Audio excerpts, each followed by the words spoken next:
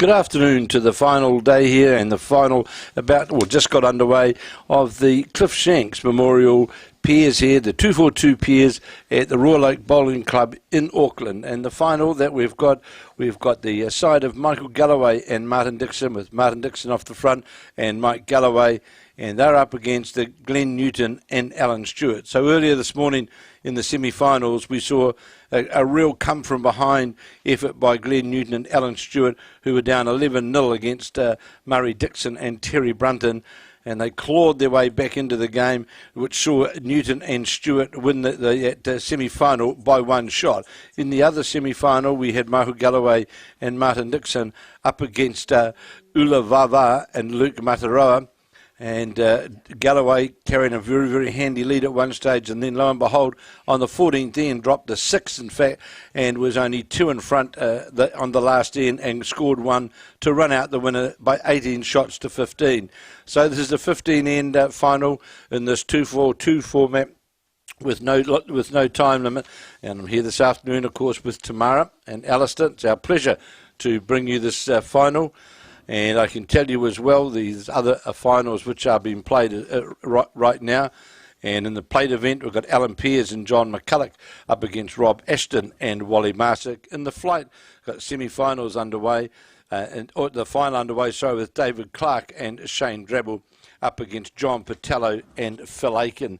So those games are getting underway out in front of us now. Sun streaming down here at Royal Oak as we look over towards One Tree Hill. Beautiful conditions. And as I look down on the head now, I can see that the Dixon-Galloway combination holding the shot as I watch Alan Stewart now playing away from the clubhouse down towards the Mount Smart Road end, trying to reach down to the shot bowl. In fact, he's holding a couple, runs into his own bowl, knocks that into the head more than likely now. It's 2 shots, as indicated there quickly by the lead for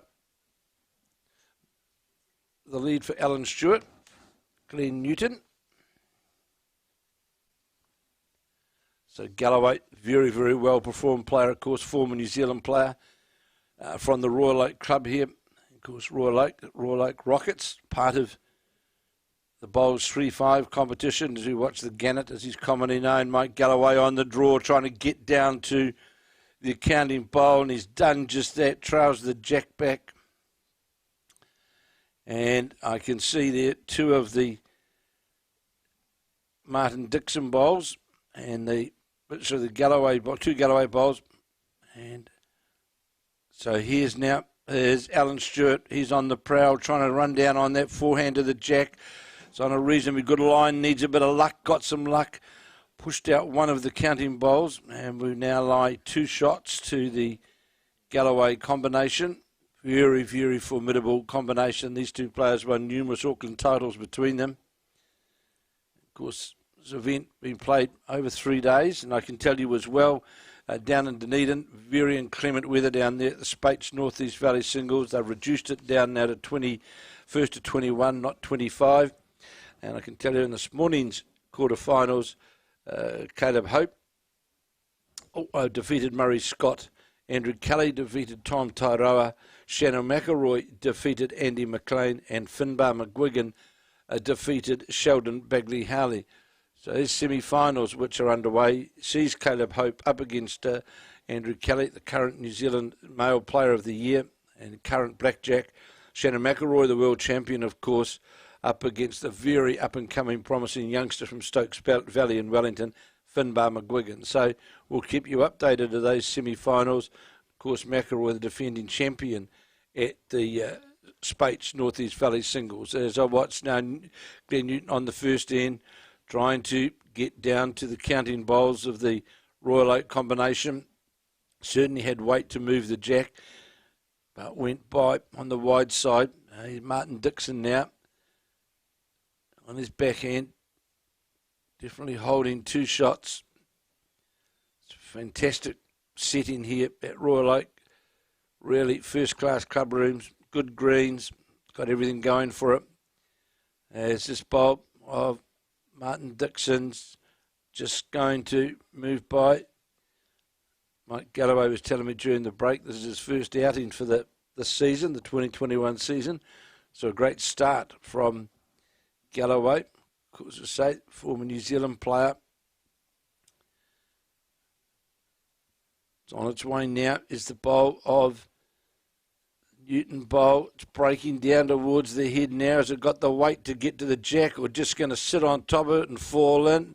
Fell over it. Did it make shot? It's close to it. And it was the one shot, the draw shot there, the last bowl, in fact, of Glenn Newton. Drew the shot, that brown bowl. It'll be a 1 to the composite combination. Newton, of course, plays out of the Auckland Bowling Club, but here in Auckland, situated on Stanley Street.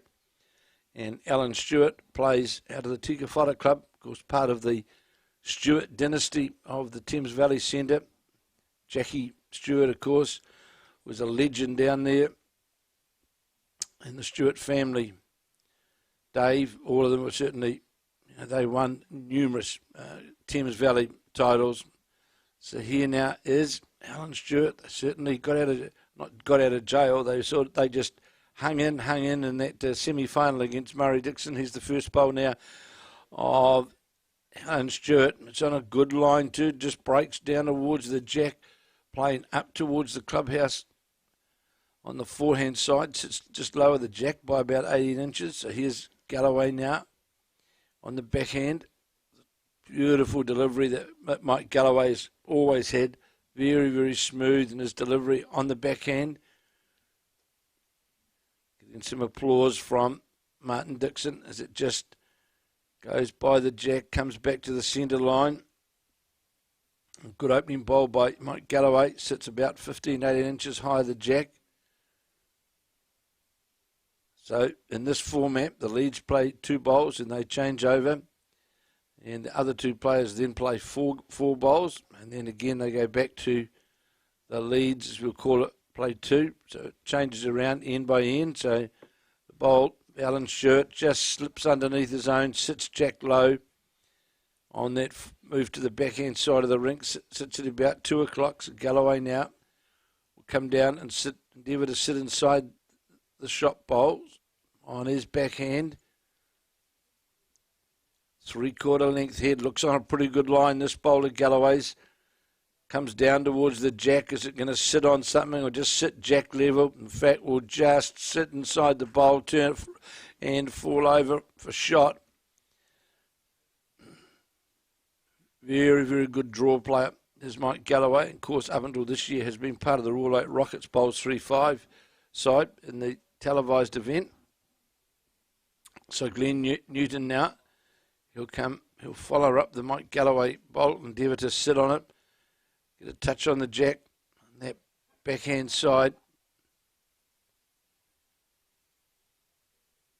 It's on its way now on the backhand. Looks as though the bowler Newton's is certainly under the line. Just how far under the line that will be, won't make contact. Goes by, certainly had the weight to rest the bowl, but just under green slightly. More than likely need to play it a bit quicker to hold on that narrow line to get to the jack. So Martin Dixon, the left-hander, will play down on his forehand. Holder of 15 Auckland titles. It's on a good line on his forehand, just going to go past the Alan Stewart bowl. Got a touch on it, turned it over. We might see now a change of hand, but still the 1 down. Yeah, and Alan Stewart saying to his lead, play down with a yard of weight, or 2 yards of weight, play through those 2 front bowls. And he's certainly got a wider line this time, does the Glenn Newton with his second bowl. This is now breaking in towards the head, trying to make contact onto the Stewart bowl. Did so, turned it over, made shot of it, got 2 rolls out of the bowl and moved the jack with it, made shot of it. It's Mike Galloway saying to Martin Dixon, you now come down, you follow that up, what is on your forehand, play with that reaching weight up through the port, trying to get to the shot bowl. May well be just go by on the wide side, might make contact with a Galloway bowl. No, it doesn't. So now we'll see a change of hand by Glenn Newton endeavouring to get past the head on the forehand side. Just getting a bowl and over the head. It's got that little flick at the delivery point. But looks to be on a good line. Is it going to get all the way to the behind the jack, which is what they ideally wanted? No, it doesn't. Just falls slightly low. So now, Mike Galloway indicating to Martin Dixon to change his hand and play down through with weight under the head to what is the counting bowl. And making contact, and makes contact with a cannon straight onto the Mike Galloway bowl, which pushes it directly onto the jack. And you can see now on the screen, virtually right under the number, sitting both the jack and the shot bowl only a couple of centimetres away. So Glenn Newton tried to get down there to get to the Martin Dixon bowl or to draw the shot. It's on a good line. Is it going to? Great effort. Just had to get by there. Would have sat on the bowl. Stays alive. Sits right deep at the end towards the ditch, which enables, of course, now for Alan Stewart to when they reach up to that shot bowl, because they have got the back bowl. And Martin Dixon, he'll certainly be trying to get over the head as well.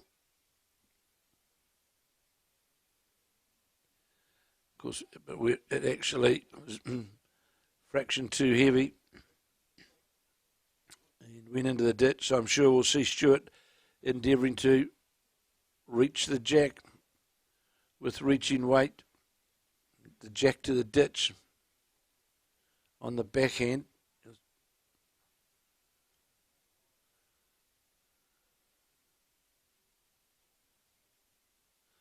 He's going to try and come down, sit the bowl on the forehand, which is what the attempt from Newton endeavoured to do. Just looks as though is it going to come back all the way to the jack. It's a great attempt, but it's going to pull up short to the centre line.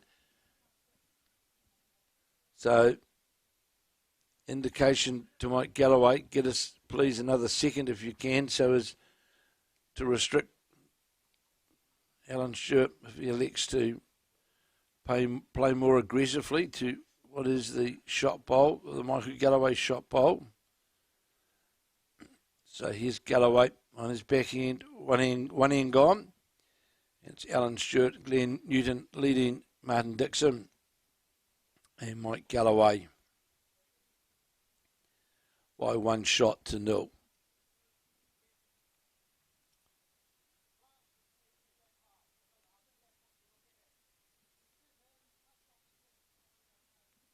So we are seeing now that change of hand by Alan Stewart down on the backhand to either reach the jack or sit on the second shot bowl of Mike Galloway's. Stewart on the backhand. And no result. That'll be Galloway and Dixon who will score on this, the second end. So here now again is Mike Galloway on the backhand. He's certainly wider with this bowl. Is it going to get all the way?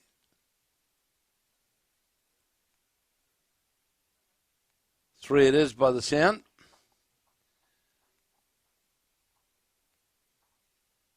See the board change that in but a moment. Two ends gone of 15.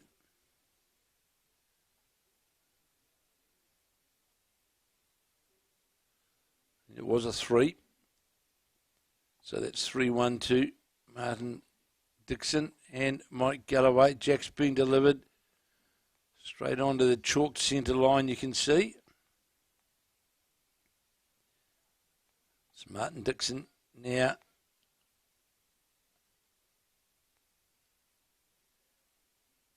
playing away from the clubhouse, shorter length than the previous two.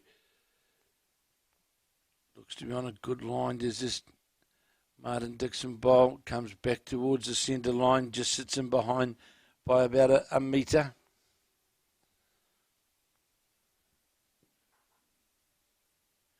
Of course, this event, the Clif Shanks Piers, named after former Hillsborough secretary of 16 years, school teacher, headmaster, one of the iconic members of Hillsborough over a number of years, as I see Glenn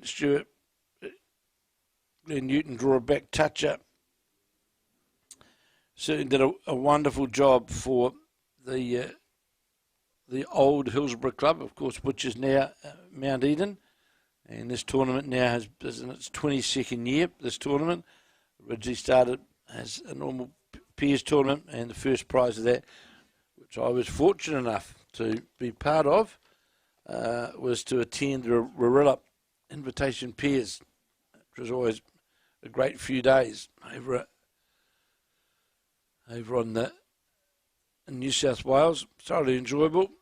Neil Bayo and the Rorilla Club certainly looked after you, and that event where the best players in Australia would always line up and play in the Rorilla Invitation Peers.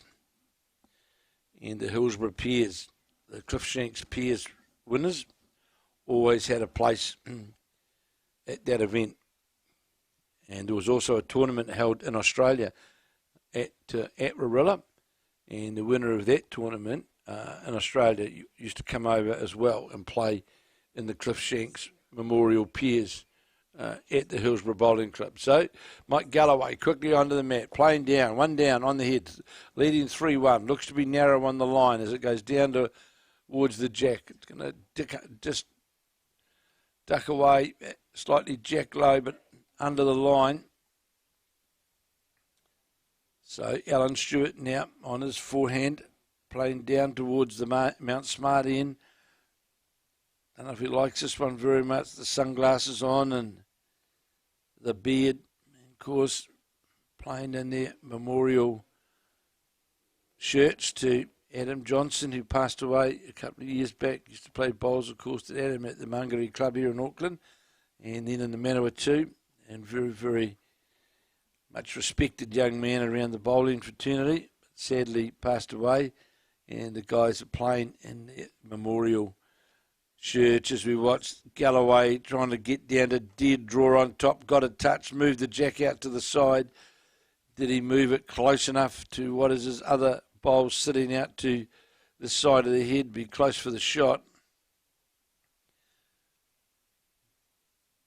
So indication is to Alan Stewart, we're one down. Stewart's just got to virtually follow the Galloway bowl, try and sit down through the head, sit on either any one of those two bowls, or get a touch on the jack.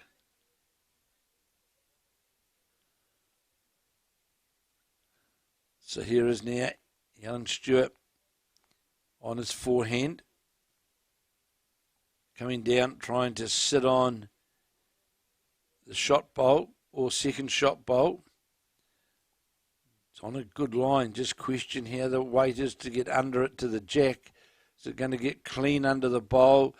No, he didn't. It was only just two bowls short on weight to get underneath and sit on the Mike Galloway bowl. So Galloway again. He'll come down on his forehand. No wind to speak of. Lovely temperatures. Green rain just a fraction around this, well, just a wee bit over the 16-second mark, so a very, very well-paced green to be able to play all the shots on. So we'll see now, Alan Stewart play down, maybe I'll play with a wee bit more weight now to try and get some contact on the bowls. It's on its way. He's looking closely at this bowl as it's breaking down towards the head. Needs to sit on the Galloway bowl, just going to go by underneath it. Had a wee bit more weight, but just a wee bit slightly narrow on that line. So Martin Dixon indicating that Mike Galloway, just play down there again on your forehand. Don't be scared of it. Just get a touch on the jack, one of the bowls. That's fine. So here now is Mike Galloway, tall, lean figure, the greenkeeper, long-standing greenkeeper, a number of the clubs here in Auckland, and Galloway just sits in underneath, and more than likely make two of it. And that was the call. So that what Stewart's got to be careful of is not to play down on the forehand and just go narrow on his green to try and get a result. It's better to play quicker to try and get that result. Otherwise, he'll just nip away under the head and looks he's going to play with a lot more weight, because that's certainly the best option. Got the jack and he's killed it. Got the jack clean. Pretty big drive on him has Alan Stewart. Always has that even since a young chap. And jumps into it in full flight. So just remembering these guys made their way through to the final when this morning we saw Mike Galloway and Martin Dixon defeat Utu Vave and Luke Matiaroa to make their way into the final. And we saw Glenn Newton and Alan Stewart narrowly defeat Murray Dixon and Terry Brunton in a real tussle, picking up a 3, in fact, on the 15th end, did Newton and Stewart, to give them a 1 point win in their semi-final. Now, thanks, of course, to Tamara from Bowls New Zealand, who certainly puts all this production work together to bring this studio-like coverage to you. And Alistair, who's sitting alongside me here, who works here at the club, sterling worker for Auckland Bowls and for the Royal Oak Club. And they do a wonderful job in bringing this coverage to you as we watch the first bowl of Martin Dixon just go. It's at virtually jack level, out 23, 24 inches wide of the jack. So Glenn Newton. And, of course, a big thank you to all the volunteers here as well who make these events possible, the umpires, the people who do the charts, the people who get out in the mornings and get the greens all ready for play, and a host of things that get done to make sure of a good event. So big thank you to all of those people. And, of course, we'll recognise them throughout the afternoon. A big thank you to the group of sponsors who make sure that events such as this can take place, because without sponsors, and there's the sponsors there, Comfy Kiwi Homes, the Trusts, Hillsborough Heights, Davies Funerals, and of course Bowls New Zealand. Big thank you to those sponsors, with their contribution and assistance make sure that we can host these events and attract good fields and host a good tournament. So End 3 underway after a reap, after a kill. So here's the bowl of Glenn Newton's now just breaking in behind the jack. That shot sits literally right in behind the jack, about 15 inches high the jack at about 5 o'clock. Definitely the shot. And I can tell you at North East Valley in Dunedin, the semi-finals are underway of the Spates North East Valley singles, and we have got Caleb Hope of Johnsonville, formerly of Gore, up against the current New Zealand singles champion and current blackjack Andrew Kelly. That's one semi-final which is underway in the race to 21. And the other semi-final sees the world #1 men's player and current world champion Shannon McElroy, the Stoke club in Nelson, up against the real up-and-coming Stokes Valley player Finbar McGuigan. So those semi-finals are underway at North East Valley, and we'll keep you posted of those results. So first bowl of Mike Galloway's on this, the third end of 15. Full short. So Alan Stewart will play on the backhand, certainly wanting to get another one close to the head, put pressure on Galloway, because they've got at present three ineffective bowls on the head. So Alan Stewart wanted to put pressure on the head early on, and he too is going to fall short by about 2 metres. Green running at around about just a tick over 16 seconds. So Mike Galloway on the backhand, playing down towards the clubhouse. Looks to be on a better line with this bowl. Is going to come all the way back to the shot bowl.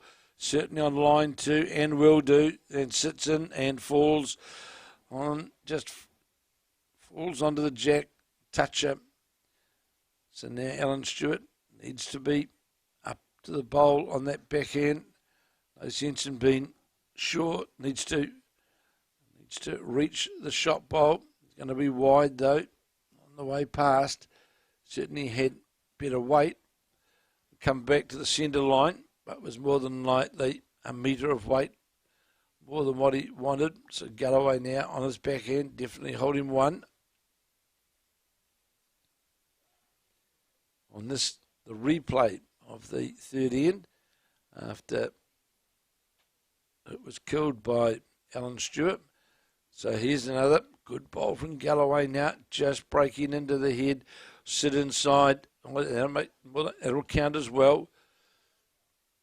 So the big thing here now for Alan Stewart to make sure that he reaches up to where those two counting bowls are. It was indicated there by Glenn Newton that his weight was ideal. Was it going to come all the way back or just sit outside the line?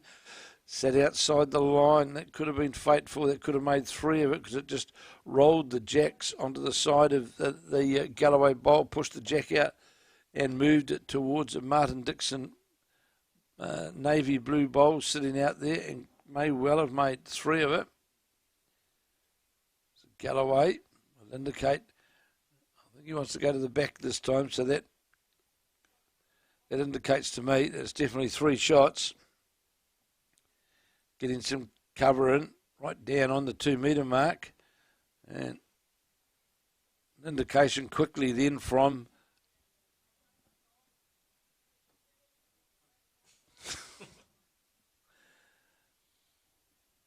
so we'll see now. I'm picking Stewart. Will try and get down to the jack. He's got 2 bowls deep down on the rink, down towards the ditch. I'm pretty sure Stewart will. That's what he's endeavouring to do, to get down there on the forehand, to get down to the jack. He's on a pretty good line to get the jack. Is it going to get the jack clean? And he does. More than likely, it's more than likely killed again, I would say. He was desperately unlucky then. Nearly got the jack, what I would call clean, run straight back to the ditch. Still alive, and it's the Stewart Newton's combination of a holding shot, but certainly plenty of room to draw the shot in now, but it's fractionally unlucky there. It was running back to go clean into the ditch, and would have left him, the bowl of Alan Stewart's would have been sitting very, very close to the jack in the ditch. Adventurous shot by Alan Stewart to run the jack. Got it clean. Here now is Martin Dixon playing up towards the clubhouse.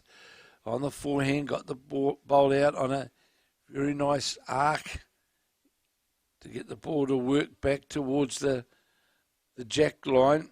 And just question how far it's going to come back.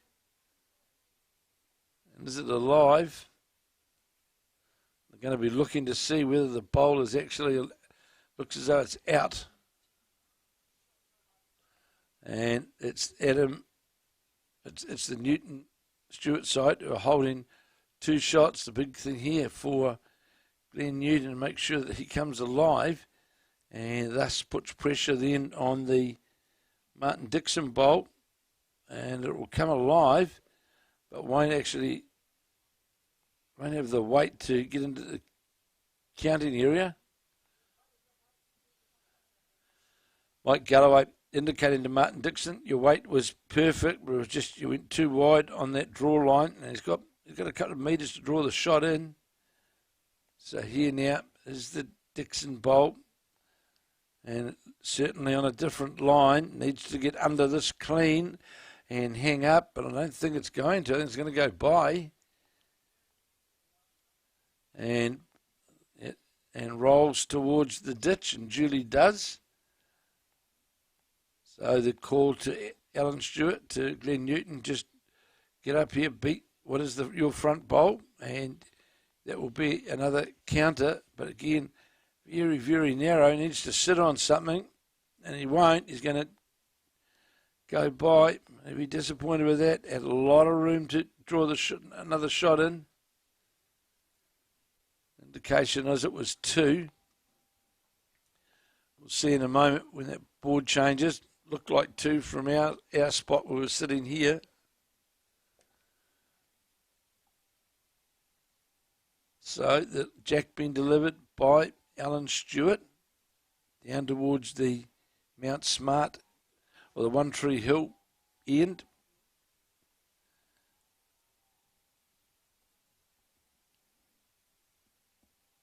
Three all it was 2, 3 all after 3. Just checking to see whether the jack was up or not. No, it's not. So One Tree Hill, of course, just right in front of us here, overlooks the Royal Oak Club, formerly the Onehunga Club. Two green club here. Fantastic clubhouse, very, very active club, good management of the club, and a lot of venue hireage right throughout the year here at Royal Oak. And during the summer season, a lot of bowls activity and competitive bowls, and of course business house bowls. So was anyone looking to play business house bowls, have a go at bowls, please, you can contact Royal Oak and they'd welcome you. Contact Alistair here at Royal Oak, or of course at Ponsonby, the headquarters of Bowls New Zealand, with Tamara, and where they're running a business house league this year, and certainly welcome any business houses, business groups who want to give it a go and have a fun after work. Very quick formatted games. Time for a sausage and a beer and an enjoyable occasion. So here now is Alan Stewart. Fell short with his first bowl. I just see walking in the door in the gateway here, one of the legends of Auckland Rugby, PM Mike Richards, the man who played 90 plus games for Auckland, the drop kick expert, and won the Ranfurly Shield on a couple of occasions with his drop kicking prowess. And a keen follower of bowls is Mike Richards. And I see him walk in here to have a look this afternoon on this Monday, Labour Day, as we see the bowl of Mike Galloway's trying to get down to the shot. Good bowl played by Galloway, just sits directly in behind the jack at 6 o'clock. About 12 inches in behind. Second shot is it's sitting at 1 o'clock, jack high. About 20 inches lower the jack, the bowl of Alan Stewart's. 3 all as we play the fourth end of 15 here at the Clif Shanks Memorial 2x4 2 pairs. And as I said, we will be bringing you updates from the Spates Northeast Valley singles as Glenn Newton now on the mat playing down towards the Mount Smart end, down on the head to the Galloway bowl, which is sitting in behind the jack. Needs to get a feather, gets a feather and runs right onto the jack. Does Glenn Newton, just slightly off target there, but managed to get touch to the jack. Sits now for shot. So Martin Dixon, I'm sure, he'll follow that line up, endeavouring to sit on the shot bowl or get to the jack. Just going to go underneath, low and narrow. So Glenn Newton now, endeavour to get another bowl on the head. Ideally sit on the Mike Galloway blue bowl, which is the second shot. It's on a pretty good line, this bowl of Glenn Newton. Just going to question the weight. It's going to get all the way down towards the jack. No, it's not. It's definitely quite a bit short of weight. So Martin Dixon on his backhand trying to get down to the shot bowl. Scores locked up 3-all. Coming past the short bowls, getting down now to the Galloway bowls. A great effort. Great effort by Martin Dixon. Glenn Newton now, he'll endeavour to sit down on that forehand side to sit on the navy bowl of Martin Dixon's. As we'll tell you in a minute. The short, in fact, well short, the bowl of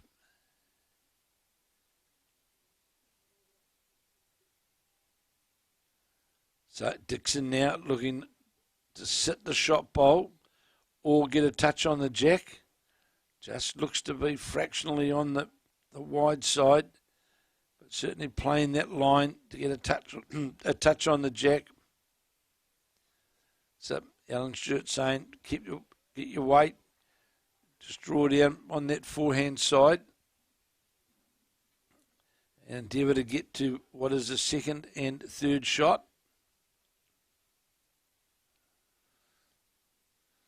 Looks to be on a better line. This bowl here of Newton's, this looks a better attempt to sit on the bowls. Shots on the bowl, clean, falls over, makes two of it.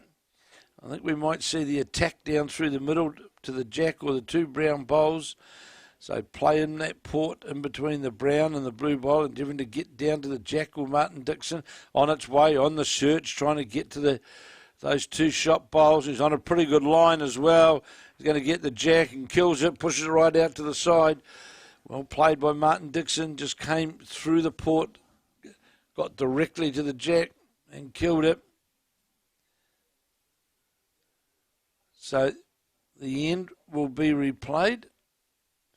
That's the fourth end. I have a replay of that fourth end in but a moment.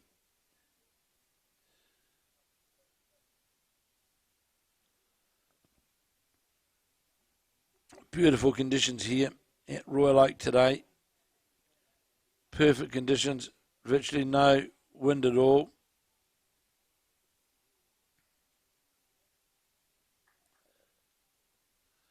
So the jack's been redelivered on this, the fourth of 15 ends.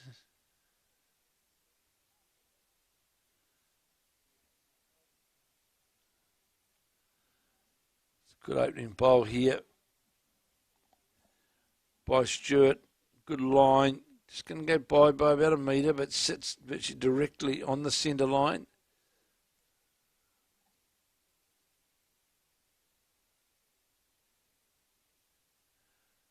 Martin Dixon now on his backhand, playing up towards the clubhouse.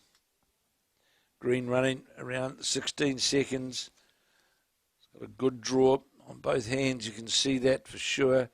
Virtually sits jack level on the forehand. On the forehand will be Alan Stewart. Looks to have a narrower line to the jack now. How fast it's going to go by the jack on the way through? It's not. It's going to pull up, in fact, directly, literally right on the centre line. Half a metre, a bit lower the jack. So Mike Galloway now play down on his backhand. It was Galloway here a few years ago. Runner-up in New Zealand singles to Mike Kernahan right here at when this club was only hanger.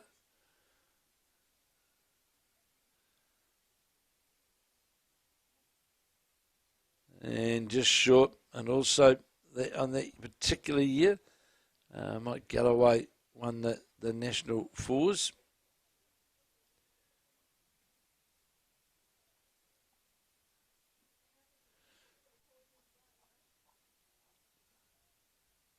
Kernahan, of course, now back in Dunedin, member of the North East Valley Club. Mike Kernahan, in fact, whilst living here in Auckland, played bowls at both what was Onehunga and at Hillsborough at various times. Was a member of both clubs and played bowls at Hillsborough and Onehunga. So here's his first bowl. Glenn Newton's endeavouring to get up to the Alan Stewart bowl. He does just that. Turns it over, rolls it right closer to the jack. Leave him line 2 shots. So now we'll see Dixon playing up to those bowls on the backhand. Looks to be wider where he wants to be, and is. But it's over the head, so Galloway won't mind that, because I'm sure there's a chance that Mike Galloway will come down under the head and attack what is the shot bowl onto the jack. So here's now Newton on his forehand. Again, is on a similar line. Just going to go by, though, and we'll sit down past the Alan Stewart bowl. And as we indicated, I think there's going to see now that we're going to see that change of hand to slide underneath it. Oh, sorry, on his forehand is for Dixon. Was very wide with his previous bowl. Mike Galloway interested in this one. How's the weight? Is going to get past the front? No, it's not. So, and again, it's a call from Alan Stewart to see whether he can get up, turn the brown bowl over, which is in fact counting, or just draw past it. So here he is, Glenn Newton now of the Auckland Bowling Club in Stanley Street. Just looks as though it's going to go by with a bit of weight, and it does. Remember, 11-0 down in their semi-final this morning, and battled their way back into the match to score a 3 on the last end to give them the victory over Murray Dixon and Terry Brunton. And he is trying to reach the bowl this time. Is Dixon got a feather of what was more like the 3rd or 4th shot, and just a couple of rolls towards the head. No difference, 3-all, as we play the 4th of 15 ends. So got that one away with a bit, we'll call it a dump. Just didn't get away comfortably. That bowl did Glenn. That may well reflect in its direction and weight. And we'll go by on the head. Of course, that bowl just tipping over in the front of that triangle in the front of the head makes it very difficult for Galloway to play that running shot or yard-weighted shot on that hand. But he's certainly looking at it right now to play down with a yard of weight. Yeah, that's what they're looking at. Yard of weight through there to get to the inside of the brown bowl, and that would just about run directly onto the jack, get some movement on the jack. We'll see. They do.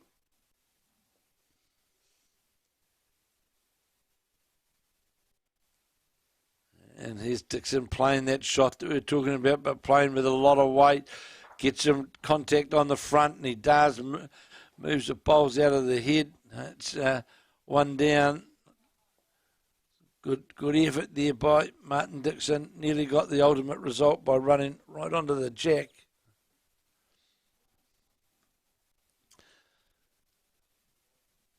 The skips change over, and of course also underway at present is the final of the plate. Alan Pearce and John McCulloch up against Rob Ashton and Wally Marsick. And of course in the flight we've got David Clark and Shane Drabble of Manurewa playing John Patello and Phil Aiken. So here now is Alan Stewart holding the shot, daring to add to the head as his bowl now breaks down towards the head. And only problem with that bowl really for the Stewart combination with it sitting jack low certainly gives Mike Galloway a real good opportunity to play down there with a wee bit of weight to the inside of that bowl, get the old cannon off the inside of the Stewart bowl and run onto the jack, and that's certainly what he'll be endeavouring to play. So here is now Mike Galloway on the mat. So he'll play through with reaching weight.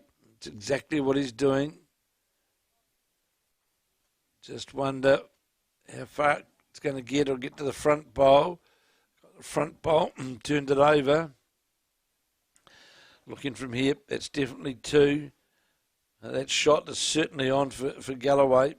It's opened it up the line a bit kinder for him as well. With this is when he'll play his third bowl, but a moment. So just some deliberation. What shot to play? I think he's going to play down on the backhand and get him behind the head.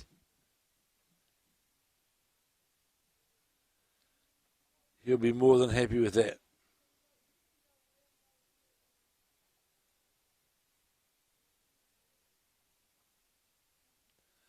So here now is Alan Stewart. He's on his backhand, endeavouring to get a counter, but also get some cover to the head. You can see Mike Galloway indicating the shot that he wants to play, and this bowl of Alan Stewart's will make it more determined in weight, because cuts a wee bit of the line off. You'll see Galloway now 3 down on the head, but you'll see Galloway now play with a lot of weight, and he'll be playing a line to that front blue bowl.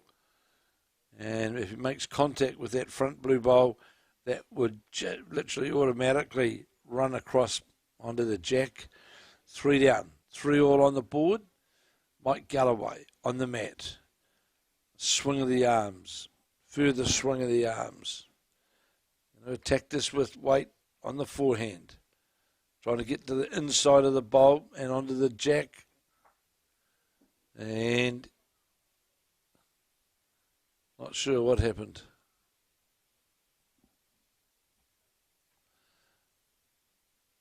Two shots.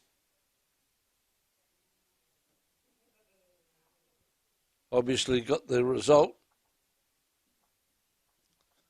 And turned that into 2 shots to Dixon and Galloway. And that shot, of course, was on all the way to on the drive. Galloway, great exponent of the drive or weighted shot. And we're now 5-3 to Mike Galloway and Martin Dixon after 4 of the 15 ends. So the jack's been delivered right down, sitting right on the 2 metre mark. Martin Dixon playing down towards the Mount Smart Road end.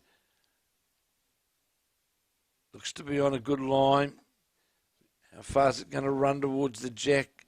And a sit, jack level, sits pretty handy. So Alan Stewart now.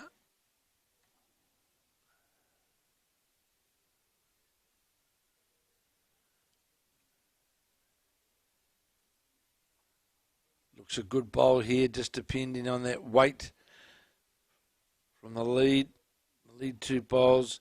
But it's going to pull up short, drastically short. In fact, had a very good line. Did that bowl of Glenn Newton, but lacked badly on weight. So here now is Martin Dixon playing his second bowl on a good line again. That breaks towards the jack, going to come back towards the centre line, and does. Sits about 1 metre behind, but right on the centre line. So now Glenn Newton got to make sure that he gets past his front bowls on that forehand side of the ring, or his front bowl, which is quite a way short. It's going to come underneath. Just a matter of how far it runs once it gets to jack level, and running quite a way away, and that leaves, of course, the danger always is that when you drop a bowl short, like we saw then, that when you play your next bowl, you're going to force your bowl underneath that line, and every chance that you'll run away narrow under the line, which is what we just saw. So Mike Galloway, Martin Dixon leading 5-3 after 4 of the 15 ends here at Royal Oak at the Spates. That's at the Clif Shanks Memorial 242 pairs as we watch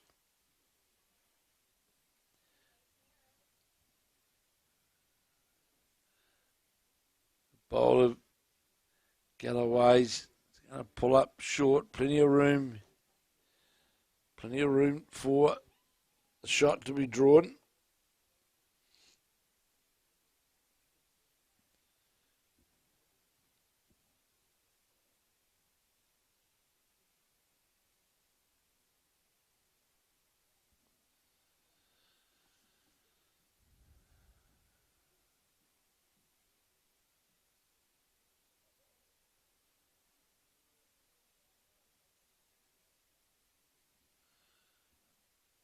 So narrow, very narrow on the line was Alan Stewart. In fact, falls about 12 feet short of the jack with Martin Dixon holding the shot.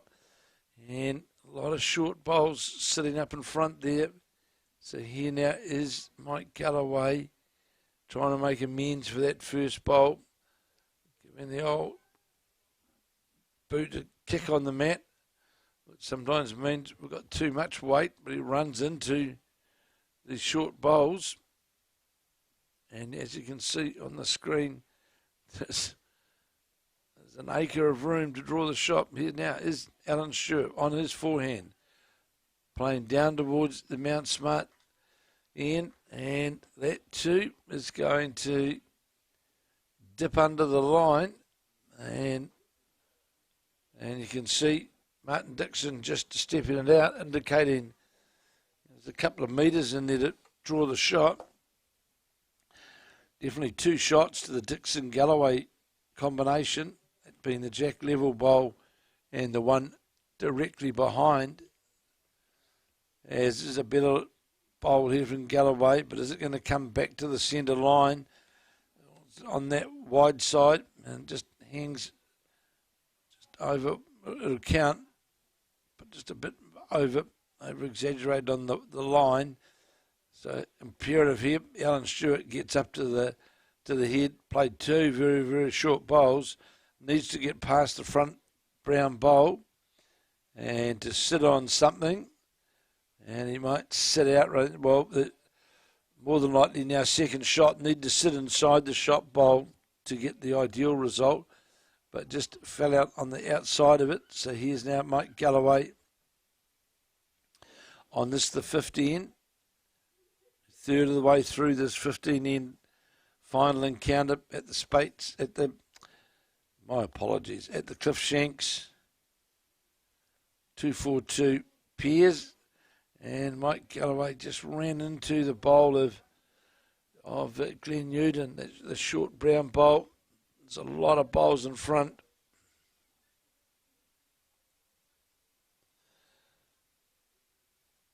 So indicating to Alan Stewart, just got to get past that brown bowl of mine and get inside the blue bowl of your own, and you'll have shot. So here's the bowl from Alan Stewart. Is it going to get past that front bowl? No, it's not. Had ideal weight, really. Finished jack level, and needed to be just a wee bit of a different line outside that to get the draw at the finish. And looking from here, 1 to the Clark, to the Dixon-Galloway combination. People sitting around the seats here, around the garden area at Royal Oak, very picturesque club. The garden out to the side of us here. Roses at the far end of the greens. So it's very picturesque. So watch now Martin Dixon endeavouring to get something close. And how far is it going to come back to the centre line? Certainly started on a wide line. Is it going to come back far enough? No, it's not. So there's at least a metre, I would say, to draw the shot in for Alan Stewart. So Stewart will play on his forehand.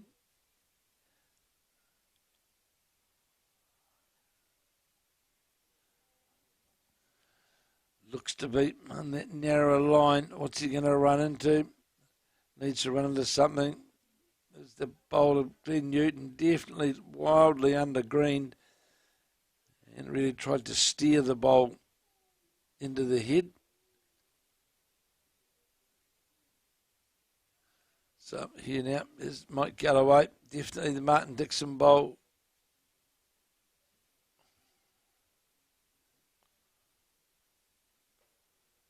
Martin Dixon bowl that's rolling into the head now.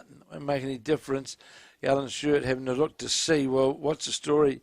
How many are we up or down? Or so Alan Stewart saying to play down under the head, through and under the short bowl there of Alan Stewart's, endeavouring to reach then the bowl of Martin Dixon's. Have to play this with weight through that tight line.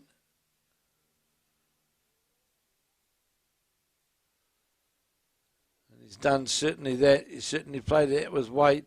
Breaking down now towards to try and get to the, going to get the jack, goes directly back with it. And that'll be the shot, I would say, as it just went right down towards the deep end of the rink, down into the ditch. And I'm sure that's a one to the combination of Alan Stewart. And it is 5-all. We're all locked up again. 5 ends gone. And 5-all is the score, a third of the way through the match. And we're locked up at 5-all in the final of the Clif Shanks 242 Piers here at the Royal Lake Club. Of course, Royal Lake, home of the Royal Lake Rockets in the Bowls 3-5 competition. And you go to Sky tomorrow evening and Wednesday evening, and you'll be able to watch the 2020 version, third year of it, on Sky TV.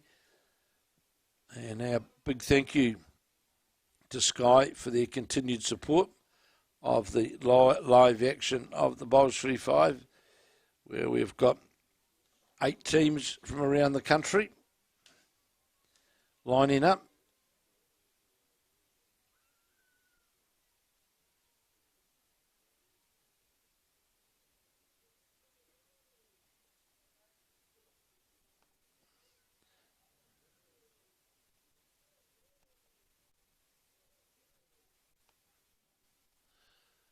So it's falling short.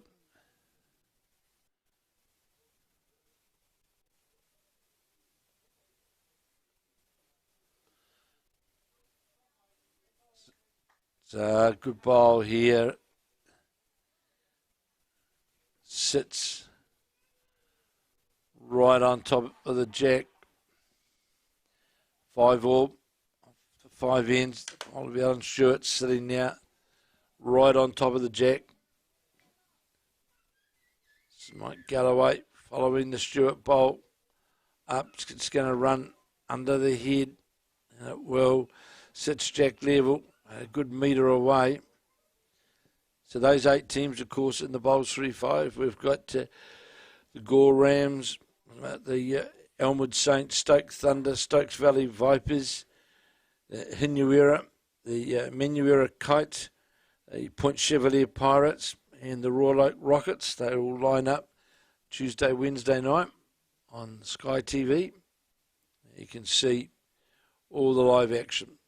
So Glenn Newton now playing his first bowl on this, the 6th end, holding the shot, and that bowl's just going to feather off the outside bowl, the Mike Galloway bowl, and just drift in towards the back of the head. That'll count.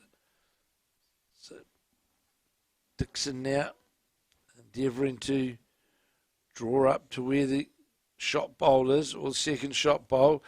And Mike Galloway watching this bowl very closely as it breaks towards the head, literally sits jack level. It's on a good line. So here's now second bowl of Glenn Newton's. He'll be endeavouring to get a touch on the jack around the corner. He'd be happy, just hide the jack a bit. Looks to be on a wider line, needs to get inside the bowl. He might get a bit of luck and get to touch. Well played by the Glenn Newton.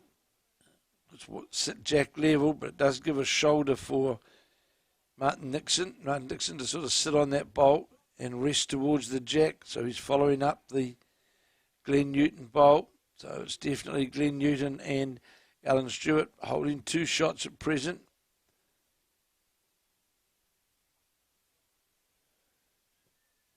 So Stewart, Newton will play the backhand again. Doesn't want to fatten the target up anymore. Doesn't need to finish jack low because that'll just allow the opportunity for the Galloway combination to play with weight.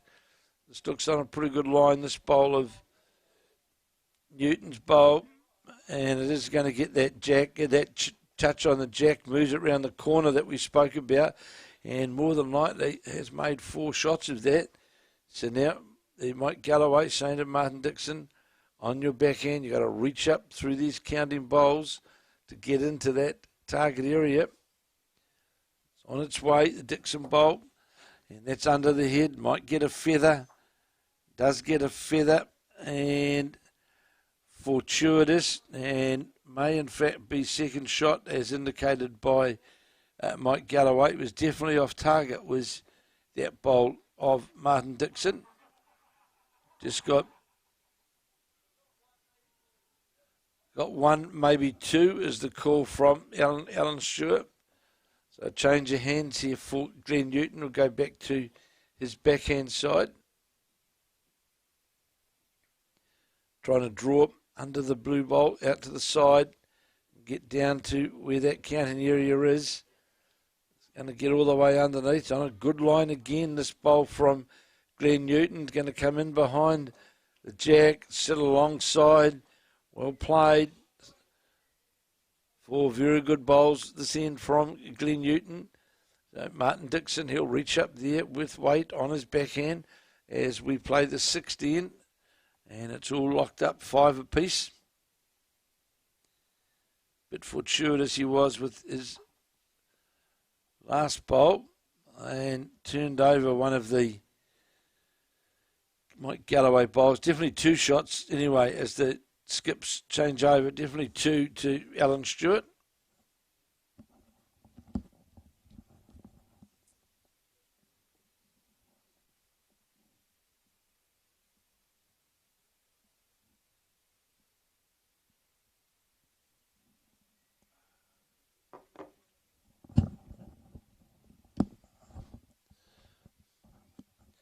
So hope you're enjoying this final that we're bringing you from the Royal Oak Bowling Club, the final of the Clif Shanks Memorial 242 Peers.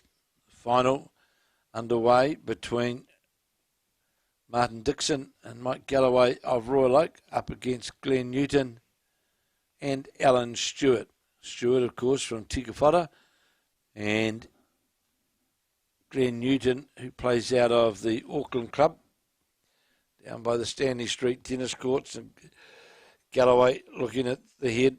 Obviously he intends to play with weight to run up through the middle there, get some contact with some of those front bowls and to run onto the jack.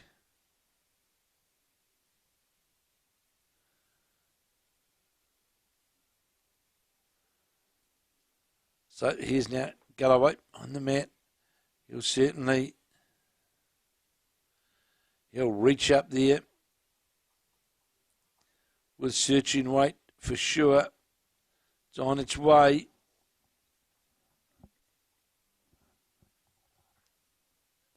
And got the outside of the bowls.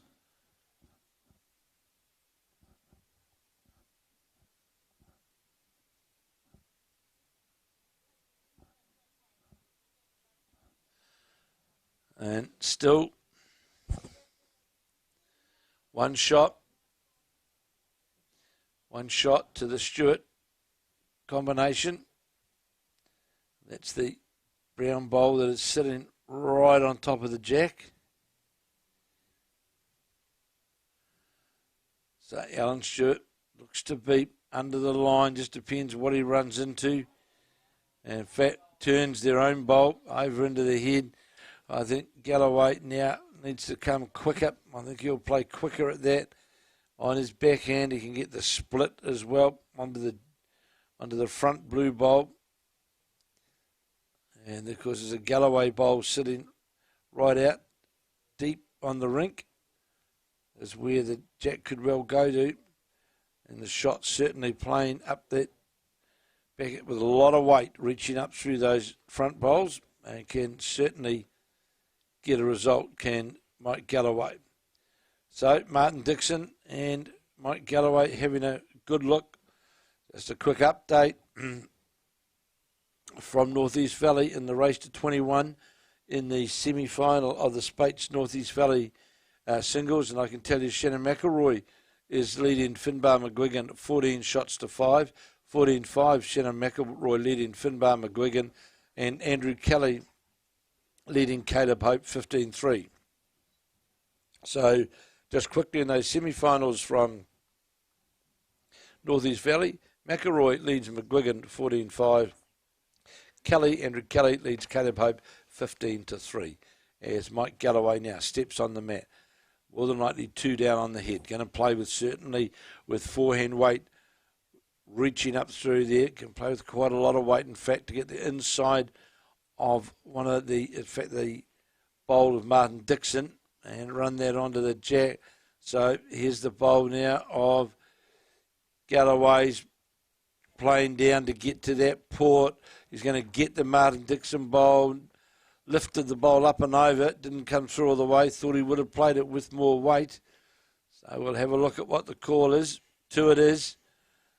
As we predicted, it was 2 shots to Alan Stewart and Glenn Newton. They now lead 7-5, 7-5. As the scoreboard will change over. 7-5 after 6 of 15 ends in this final here of the Clif Shanks Memorial 242 Piers. Scoreboard attendance changed everything over. Jack's been delivered down towards the Mount Smart Road end.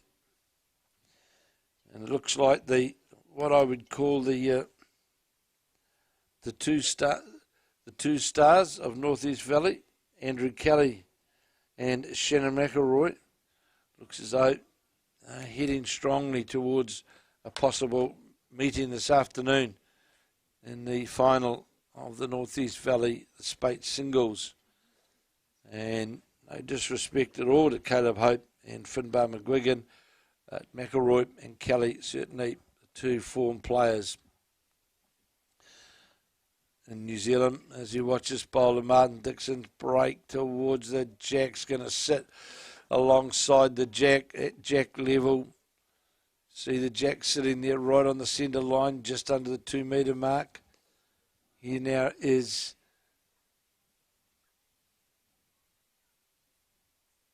Glenn Newton playing his second bowl on this, the 7th end.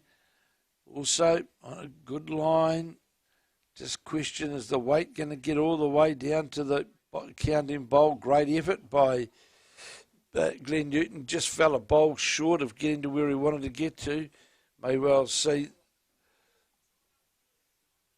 change of hand here, as on the forehand is Martin Dixon. Certainly going to be under the line and drift away, and does, as the skips change over. And of course we'll now have the 4 bowls played.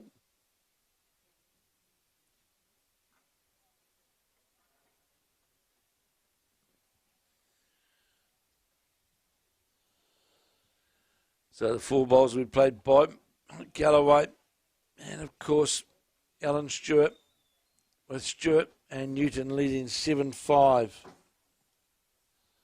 after 7 of 15 ends. Just get Martin Dixon to move would be great, and he just has. Thank you, Martin, most appreciative. So here's Stewart playing down on the search straight away for the jack level bowl of Martin Dixon. Just goes by it, certainly playing with more confidence now is the combination of Newton and Stewart. Endeavouring to reach that jack level bowl was Alan Stewart, turn it through the head. Again, he'll still endeavour to play that with his next bowl because he's got bowls around the head. And once again, of course, we said a couple of ends ago, big thank you to all of our sponsors and to all the helpers who make these events possible. So we watched the Mike Galloway bowl, just fell out. But another bowl on the head for the Galloway combination. And obviously the shot for Alan Stewart to endeavour to play that same shot. Reaching down on the backhand. He'll play that same shot with a yard of weight, trying to get to the counting bowl, which is the Martin Dixon bowl. He's certainly playing this with a lot more weight. He's going to get the brown bowl clean, does, then runs through with the jack. Well played by the Alan Stewart.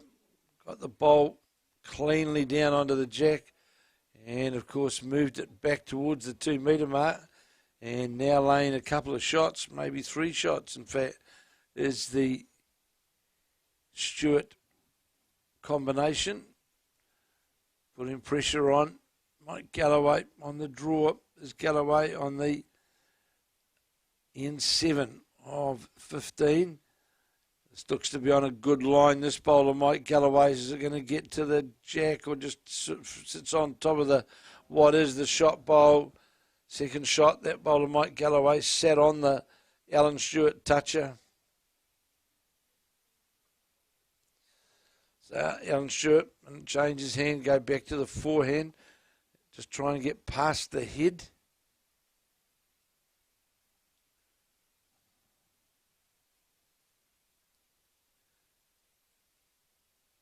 Looks to be on a good line. How's the weight going to be on the way past? It's going to be over the head. That's what they want for sure, because Mike Galloway will be certainly playing to reach the jack and get contact onto the jack. So any bowl over the head is certainly not out of play. It's very helpful. So here's Galloway again. Big, tall, lean Galloway with that smooth delivery which he's known for. This one though is going to just run slightly under the head. Just playing that reaching weight was Mike Galloway.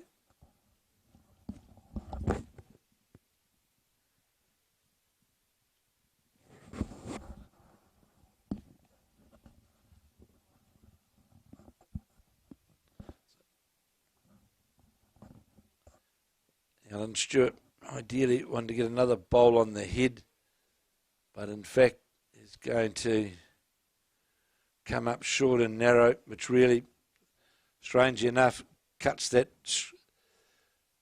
line off with weight for Michael Galloway to get down to that shot bowl or jack. He's got to play with a different weight line now to get down to that objective to the shot bowl or the jack on its way on the backhand. There's Galloway. He looks to be on a good line. Might get a lucky feather off the bowl of Martin Dixon's, the navy blue bowl, and did get a feather but didn't run all the way into the head and leaves as they change over 1 shot to Alan Stewart and Glenn Newton.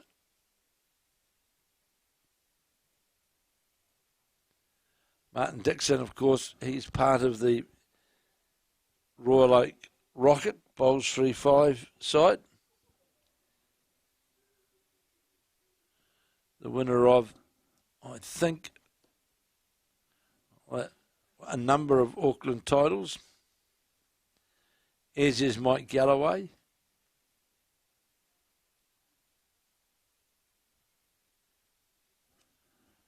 I had an Auckland Centre book. So here now is Glenn Newton on the mat, holding the shot.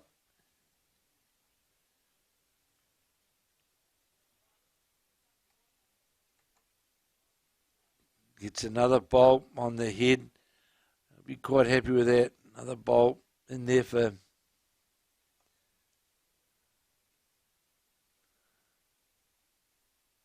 so Martin Dixon, in fact, as it said, won a total of 15 Auckland titles, as has Mike Galloway. So between them, between the two of them, 30 Auckland titles. It's a pretty good achievement for sure. Well, very good achievement.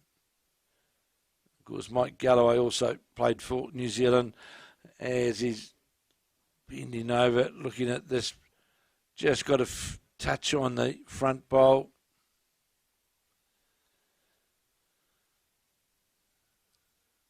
So Royal Oak, for those who may not know where Royal Oak is, in fact, nestled right underneath One Tree Hill. 2 greens here at Royal Oak. 2 natural surface greens. And very, very active club. Lots of activities. Membership all up of around about 150 members. A good membership base.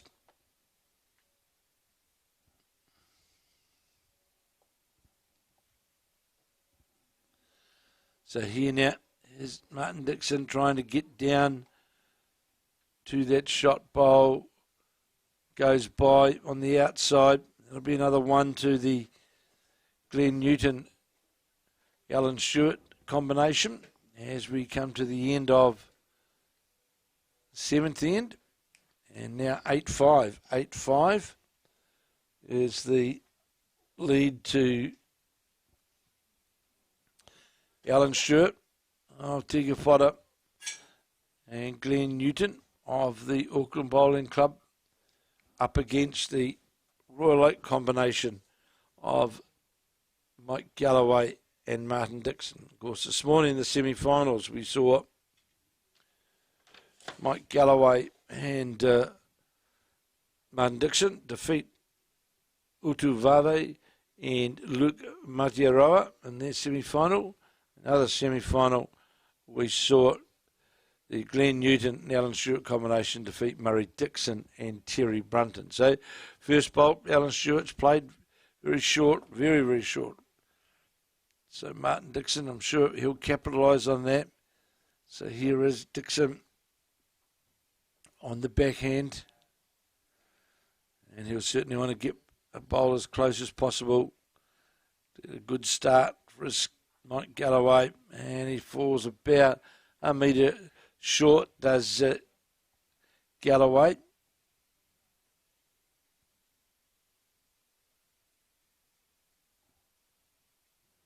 So here, Alan Stewart playing his second bowl. Looks to be on the wide side. So plenty of room here for Mike Galloway to really get one on top of the jack. To do on his backhand, playing up towards the clubhouse here. No wind, perfect conditions here at the Royal Oak Bowling Club. And of course, remember that these guys, the Newton and Stewart combination, playing with the Adam Johnson Memorial shirts on in memory of the young fella, Adam Johnson, who played bowls here in Mangere and also in the Manawatu, who passed away about 18 months ago. And both Alan Stewart and Glenn Newton wearing shirts in memory of their fellow bowler and young mate. So here now is Glenn Newton. One down on the head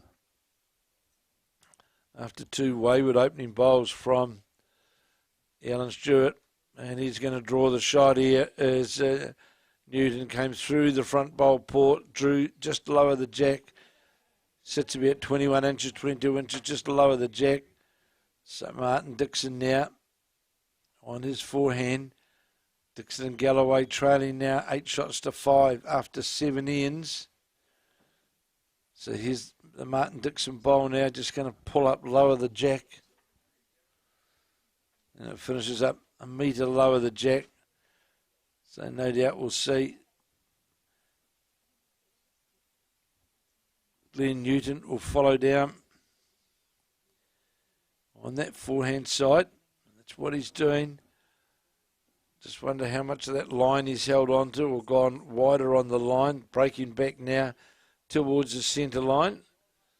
And we'll go by about a metre and a bit on the centre line.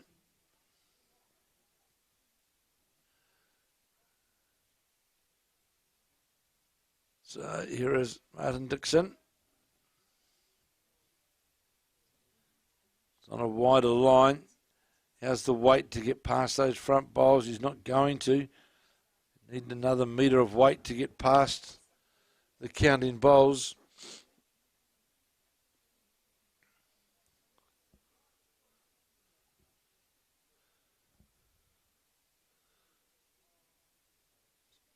So Glenn Newton drew the shot with his first.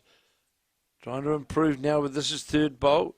Definitely holding and leading by 8 shots to 5 after 7 of 15. And just going to, again, that's going to fall lower the jack.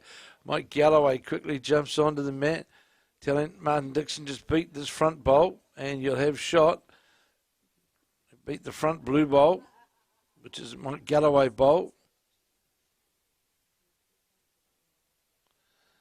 And it's going to go by, goes by about a metre.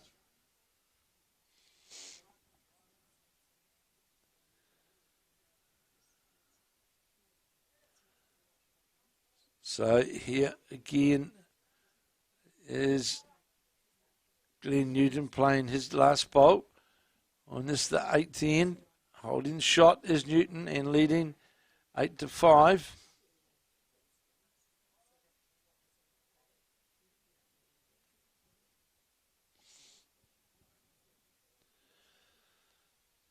Martin Dixon now on his forehand, playing up towards the clubhouse here at Royal Oak. And 2 shots to the Newton combination. So watch this bowl. Is a bit of bowl here from Martin Dixon. It's going to be the shot itself. Sits right down in front of the jack. Sits jack level with it right alongside. As the skips change over, and don't forget, of course, tomorrow night on Sky, you can watch the bowls 3-5, the 8 sides in action, live on Sky, presented by Brendan Van Nistelrooy and Joe Edwards alongside him and Miles Davis. Good night's entertainment. Our thanks to Sky for their continued support of this televised event. So, Stewart on the drive, trying to get to that shot bowl wide, got nothing, but in doing so has certainly opened the head up for him to be able to attack again. He got the short bowls in front of the head. Nothing there now. It's a clear view right to the shot bowl and jack. So it's important that Mike Galloway and Martin Dixon get another bowl on the head. So here is Galloway now on the backhand.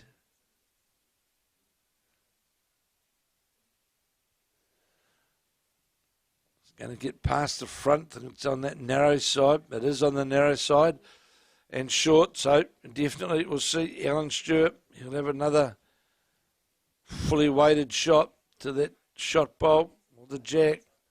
Ideally he wants the shot bowl out of the head clean. Difficult to do so with the weight that he just played. It needs to get it clean without killing the jack. So here is Stewart with the blue bowls, sunglasses on his head, on the run again, wide, needs some luck, got nothing, goes by. So definitely one shot to the Dixon-Galloway combination. Michael Galloway now got the chance to make it 2. Trailing 8-5 after 7 as we come to the end of the 8th end. Martin Dixon takes hold of the mat, and one it is. One to Mike Galloway and Martin Dixon. Now 8-6 to Stewart and Newton.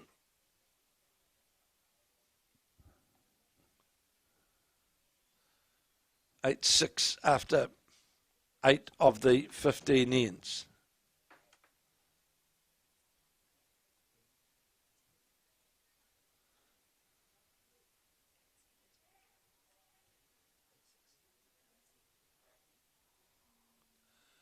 So they'll play down towards the Mount Smart end, down towards the One Tree Hill end, away from the clubhouse.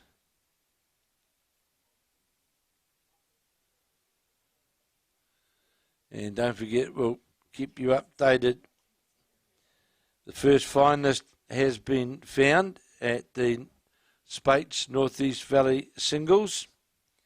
And we have seen Andrew Kelly, the current New Zealand Singles title holder and New Zealand Male Player of the Year last year, has defeated Caleb Hope 21 shots to 4. Andrew Kelly running out the winner by 21 shots to 4. And he'll play the winner of the match between Shannon McElroy and Finbar McGuigan. So Shannon McElroy, of course, the world singles champion, current singles champion. And Finbar McGuigan, he's playing Finbar McGuigan, one of the really young up-and-coming players from the Stokes Valley Club in Wellington. But Andrew Kelly through to the final of the Speight's Northeast Valley Singles. So here, two opening scattered bowls from both the leads from Dixon and Newton. And we'll see whether Newton can make amends with this bowl. But again, he's under the line. Just far he's going to run. He's going to have dead weight, and we'll finish jack level. And he's round about a metre away. And, of course, as well, yesterday in Queensland, we saw current New Zealand blackjack and the New Zealand Women's Bowler of the Year, and, in fact, the Supreme Award winner, Caitlin Inch, who this year just gone by won the New Zealand Singles, of course, beating Joe Edwards in the final, and with Selena Goddard, or with Selena Smith now, run out the winners in the pairs over Taylor Bruce and Claire Hendra. Well, she carried on her fantastic success by winning the Queensland State Singles yesterday, defeating Chloe Stewart 25-24, and then teaming up with her clubmate Julie Keegan, winning the Queensland State Pairs. As I just watched Michael Galloway draw this shot, just jack level. So, yeah, Julie Keegan and Caitlin defending their title, winning the Queensland State Pairs. And also in the men's state pairs, we saw Chris Lalive, formerly the Royal Oak Club here in Auckland and part of the Blackjacks squad, won the Queensland State Pairs. So congratulations to Caitlin and Chris on their fantastic achievements in the Queensland State Championships. So, wonder Mike Galloway at this stage as we play in 9 of 15. Galloway drew the shot with his first bowl. Second now on its way down towards the Mount Smart end here at the Royal Oak Club. Just going to run slightly low of the jack, but may well sit on, and it does. Sits on the bowl of Glenn Newton, and will leave him holding 2 shots to Galloway and Dixon. So Galloway again now, Alan Stewart now to come down to try and put pressure on, and is well under the head, long way away under the head, short and narrow, and Galloway and Dixon holding 2 good shots, and Galloway will make every effort here to make 3 of it and really apply the pressure onto the Stewart combination. The Stewart-Newton combination just going to go by, but sits directly on the centre line. About a metre behind the jack. It's imperative here for Alan Stewart that he gets some weight and green right on that forehand. Don't think he likes it, just looking at his body language out of the hand. Looks to be on a good line from where I'm sitting. Going to sit on top of the bowl. He'll make shot of it, and does. Turns the Galloway bowl out and sat on top of it and made shot. Sitting jack low. Indication now to Mike Galloway from Martin Dixon. Jack with bowl. Get down there. Have a play with weight.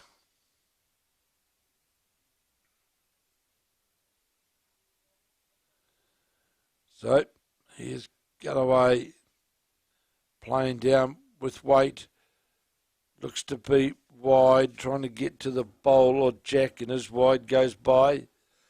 It's imperative now, of course, that they get another bowl on the head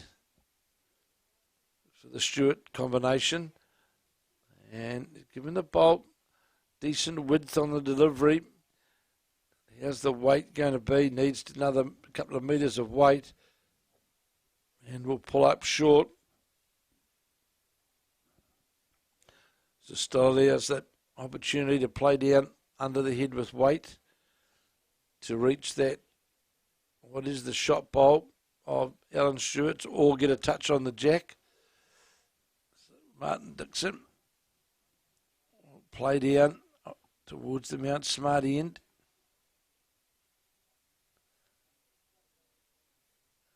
On his forehand.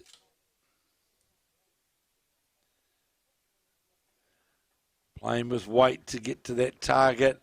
Mike Galloway's looking closely at this as it breaks towards the head and all but got the result. Was very close.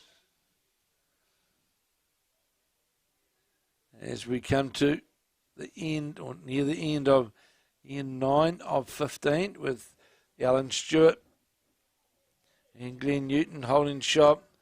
This bolt again, very well short, narrow. Every opportunity here to play with weight. Could make 3 of it. Could Martin Dixon, if he makes contact. So he'll play down there again to try and get to that shot bowl. Looks wide and goes by. So it's one shot to the composite combination. Alan Stewart from Tikafota and Glenn Newton of the Auckland Bowling Club. This looks a better line bowl here from Newton. How far is it going to run? Needs to sit cleanly on that back bowl. Doesn't do so, and will just be the one. It's another end gone. And with that other, we're now looking at 9 ends. 8-6 to the Stewart.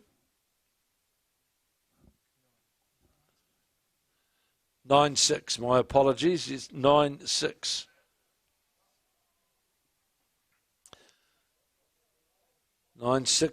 Alan Stewart and Glenn Newton, leading Mike Galloway and Martin Dixon in the final of the Spates Invitation 242 Pairs, the Clif Shanks Memorial Tournament in its 21st year. As we see that first bowl of Alan Stewart's just short of weight, short of green. It's a better opening bowl here from Mike Galloway. It's going to sit just higher the jack, but in a good spot, just about 15 inches higher the jack. Alan Stewart needs to get more consistency in that draw line. So on a better line here is this bowler Stewart's just going to got a touch, the lightest touch possible on the jack, and just ran away. Of course, it was under green and ran away under the head. So we play in 10 of 15. Mike Galloway got another good line, good line, good weight with this is second bowl, and it's going to draw right to the jack. Fact draws front toucher, sits right alongside it. It's putting the pressure now on Glenn Newton as they change over.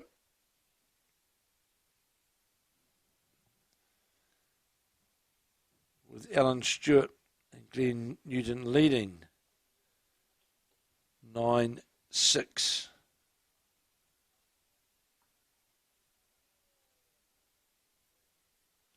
As we play the 10th end. So Glenn Newton now playing on his forehand, playing with weight straight away to try and get to the shot bowl or the jack. Misses.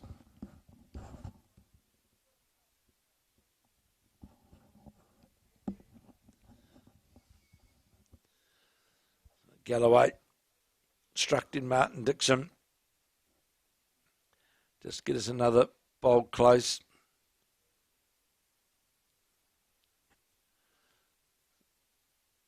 It's on a good line. Just how far is it going to run on the narrow side? Does just run slightly on the narrow side. Finishes jack level. We'll see whether the call from Alan Stewart. Let's try and get a bowl handy. In other words, let's try and get second shot. Pick your hand, either hand, but it's in play to get second shot. So Glenn Newton has got away, looked narrow out of his hand, and it duly is. You can tell pretty quickly about the line out of the hand. It's fairly evident. You can see it, and in the case of Glenn Newton, also gives a little bit of a flick of the hand. See the hand roll inwards, and the minute, of course, that happens, every chance it's going to be narrow and go under the head. There's another counter just gone in from the Galloway combination, holding 4 shots. Imperative here that Glenn Newton gets a bowl handy, gets second shot on its way. Now it's going to be on the wide side. And a lot of pressure now going on to the Stewart side. Holding 4 shots is Galloway and Dixon. So the instruction from Mike Galloway, let's just get to the back. Let's not worry too much about the head at this point in time. Let's get some cover there that they attack it. So we'll see how deep down the rink Martin Dixon gets with this is third bowl. So I don't think they'll be attacking right now because that 4 down need to get second shot, I would think.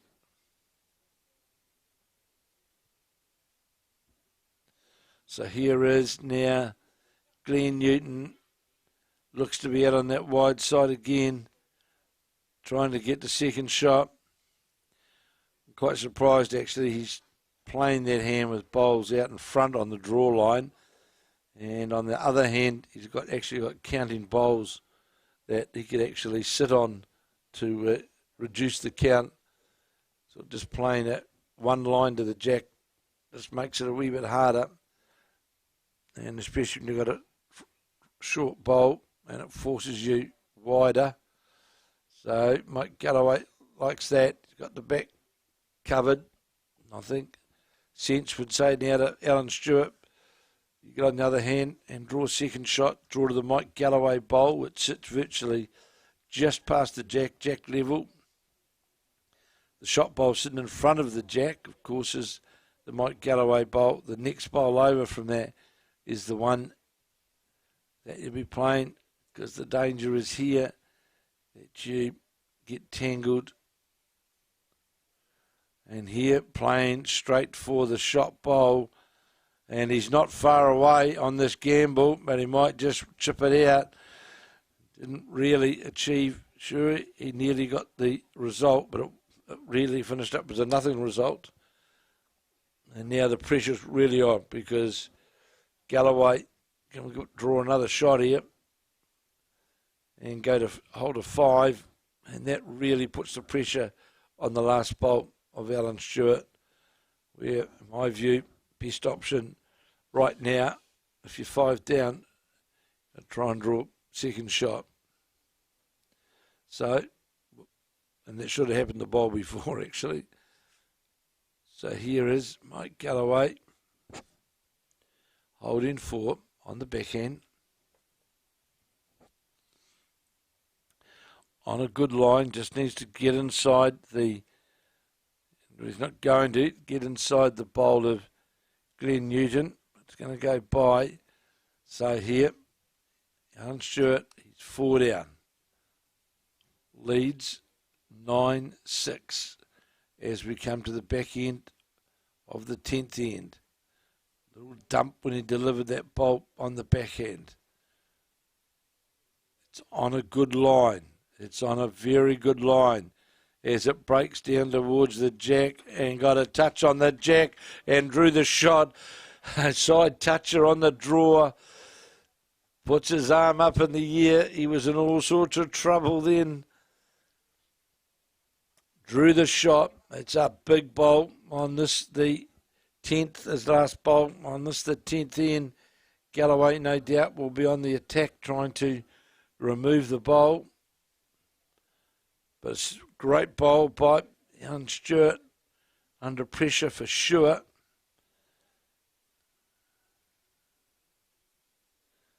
So Mike Galloway shrugs the shoulders, just gives the Royal Oak polo just a bit of a tug, make sure he's all settled. Swing, and keep swinging. Galloway goes back, playing to that bowl on the run. He's close to it, close to getting the jack, kills it. Wasn't what he wanted. Wasn't what he wanted at all. He could have got a really good result there. Jack in the ditch, in fact, was worth at least 3 shots to Mike Galloway and his own. And getting the bowl out clean was worth a number as well. Had everything going for him. Unfortunately, did get the jack as he was going for, but killed the jack. Big end there on the. So we'll now replay the 10th end.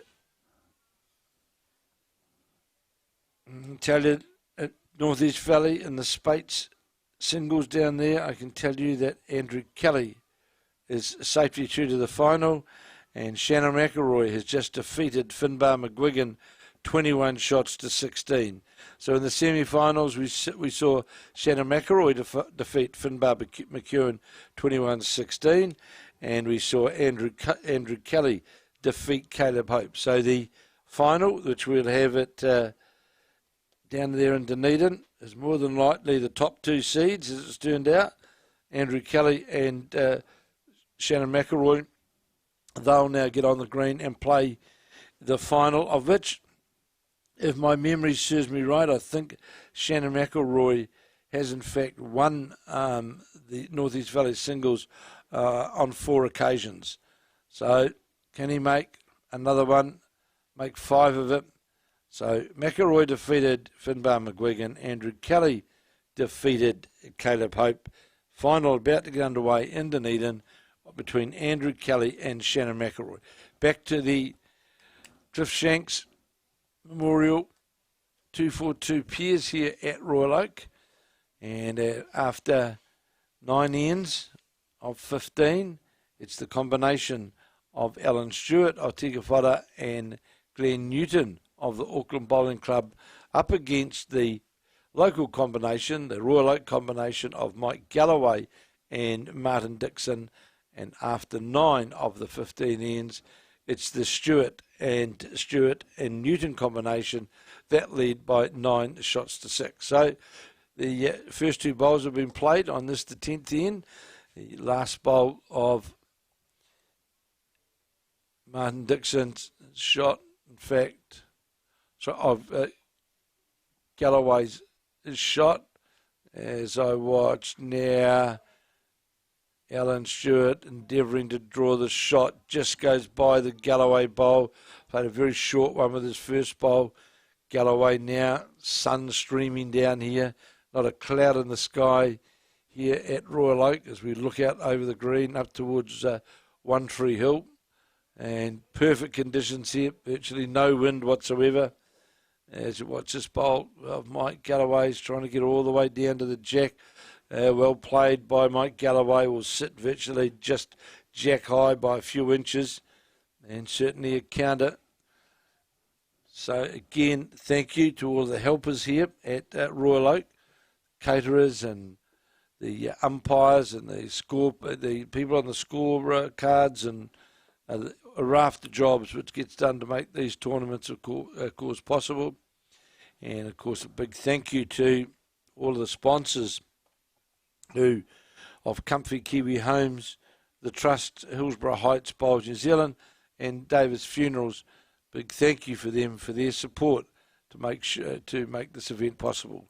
Can't have these events without the generosity of sponsors, and their assistance and contribution is greatly appreciated by all. As we see the first bowl of Glenn Newton's disappear very much on the narrow side. And Martin Dixon now holding two shots, following down the line of Mike Galloway's. Just question how that weight is going to be very, very short. In fact, doesn't like that. Turns his back on it. Does the Royal Oak Rockets player. In 10, of course, of 15 we're playing. So on the forehand, there's Glenn Newton. And he needs to get past all this front. He's not going to. There's 3 bowls in front. There's 3 bowls around the jack. 2 of those are Mike Galloway's. The other one is Alan Stewart's. The other 3 bowls are between here and the Harbour Bridge. So that far away, really. So Martin Dixon now trying to get down underneath to the jack area, and will do just that. Got a touch on the jack. Not sure how far he moved it back. We'll have a look on the monitor in but a moment. May only be 2 shots now because there's an Alan Stewart bowl back there. So here is Adam Newton, and now indicating it could actually be the shot. The jack get moved far enough. It is the Alan Stewart bowl, in fact, that shot. Martin Dixon got a touch on the jack. So Mike Galloway saying to Martin Dixon, right, play down through here. Play with weight to my bowl. Turn my bowl through on what is your backhand. We've got a bowl catching back here. Looked wide as it went past, and is going to remain wide. In fact, turns over one turn on the bowl of Stewart's, and 1 shot being indicated there by Alan Stewart, the lead, as we play in 10 of 15. Bit of line here from this bowl of Glenn Newton's. He has the weight as it breaks towards the head. This is well played, sits in behind the head. More than likely won't count, but certainly in an ideal position. Again, the call to Martin Dixon from Mike Galloway. Play down here. If you can get onto my bowl, fine, or you may get to what is the shot bowl. You may be fortunate enough to get the shot bowl, slide onto it. It's imperative that Dixon plays with weight, which is going to reach, and he's playing certainly with that reaching weight in through the head, trying to get down to the shot bowl. He's close to it as well, close to getting it clean, and does. Takes it out of the head. Well played by Martin Dixon. Well controlled running weight, and would now leave the Royal Oak side holding 4 shots as the skips change over. So again, the pressure back on Alan Stewart. He was 4 down the end before, going the other way in fact, and drew the shot. So pressure on the Tiga Fodder player for sure. Just need to get Mike Galloway to move, which would be nice. And I think he just no, he hasn't realised, nearly realised. I spoke to him beforehand. Yeah. So we'll watch this bowl of Alan Stewart. It's on its way. Question the line. A lot to come underneath, and the weight. It's not going to cut anything out. This could be a big end. This, the 10th end. 9-6, of course, is the lead to the composite side. Plenty of room here for very, very experienced and excellent draw player Mike Galloway to add to the count here.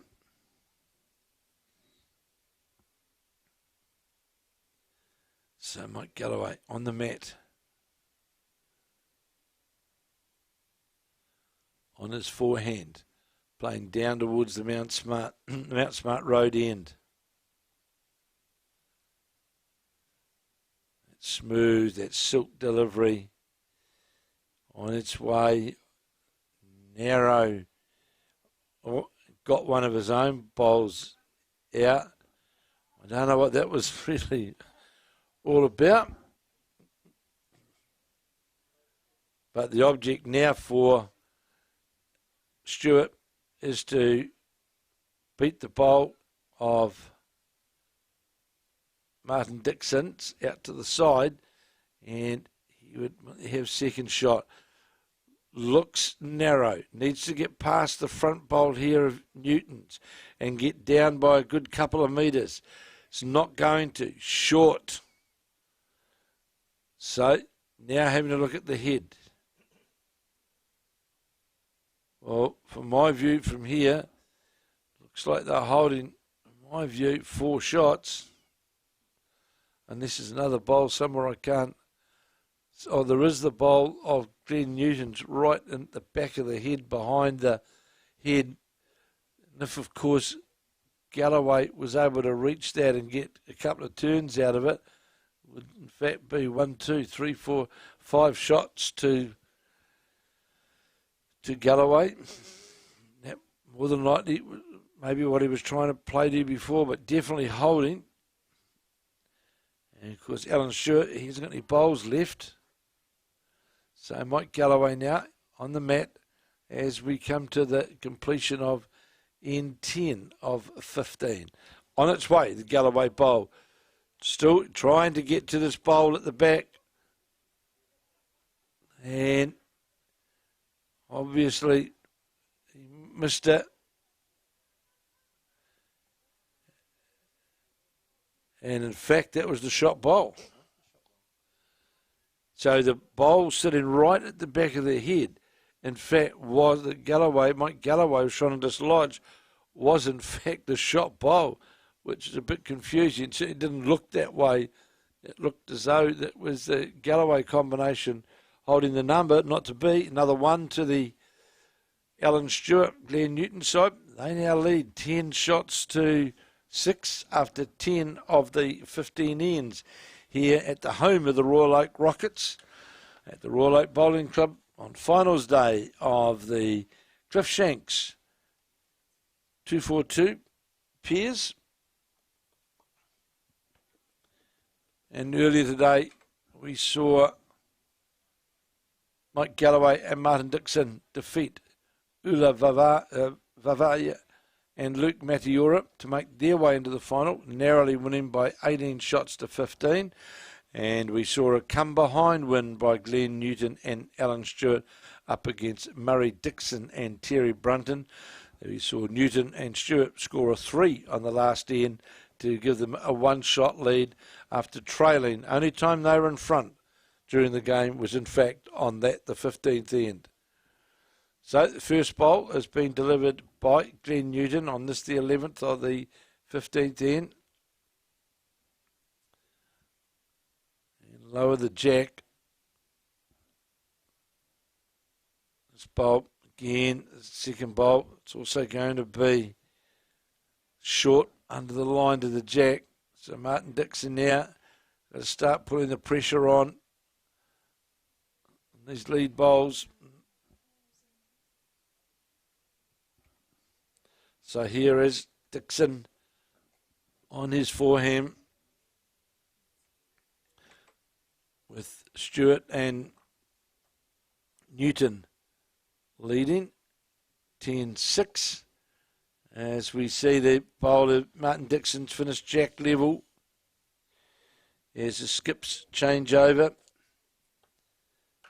to play their 4 bowls on the 11th end. And again, a big thank you to Tamara and Alistair here who've been working. Well, Tamara was working late into the night to get all this production set up all ready for this morning. And so thank you to Tamara and Alistair for all the work they're doing in bringing this coverage to you. And of course, remember, right throughout this year, the Summer of Bowls, where Bowls New Zealand will be covering all of the major events. And I believe you'll be able to see them live on either Sky 58 or 59. And also on www.stuff.co.nz. And Brendan Van Nistelrooy and myself will be bringing you all of those events from around the country. And on the Bowls New Zealand website, of course, you'll be able to be kept up to date of the forthcoming coverages that we've got. And of course, also on the Bowls New Zealand website, you can go to the Bowls library there, where there is videos of all of the events of which we've been covering like over the last couple of years. So if you want to look back in the archive and look at any of the events of the past, they're all there for you to look at. So here now is Alan Stewart trying to draw the shot in behind.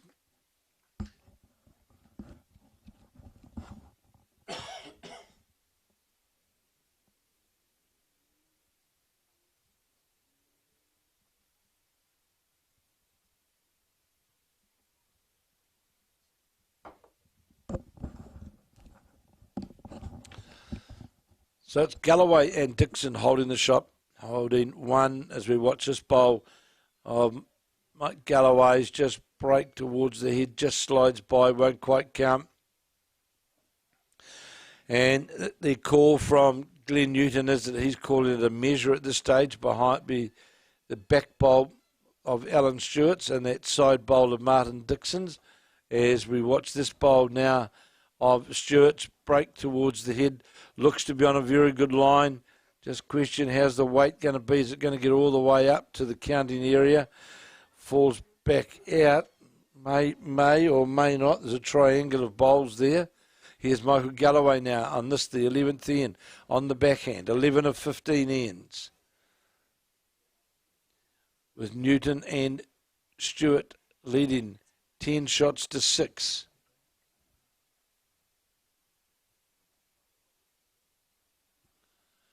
And Mike Galloway's going to draw the shot here. In fact, just sits right alongside the jack and just gets a feather onto the jack. A resting toucher. Stewart will come down trying to reach the jack or the bowl. He's got a bowl sitting in the catching pen. Going to be narrow. He's under the head. Not going to get to that jack line as the skips change over. So Michael Galloway's got one more to play. After he just drew that resting, what was that resting toucher, trailing 10-6 at end number 11. So here is Galloway. Our pleasure to bring you this coverage from the Clif Shanks 242. It's 21st running of this event here at the Royal Oak Bowling Club. As the Mike Galloway bowl just slips by. And I can tell you that in Dunedin, as the skips change, In Dunedin, the final of the Speight's North East Valley Singles is about to get underway with the top seeds, that being that of the New Zealand current defending singles title and New Zealand Player of the Year, the male Player of the Year last year, Andrew Kelly up against Shannon McElroy. McElroy, of course, the current world singles champion and Asia Pacific singles champion.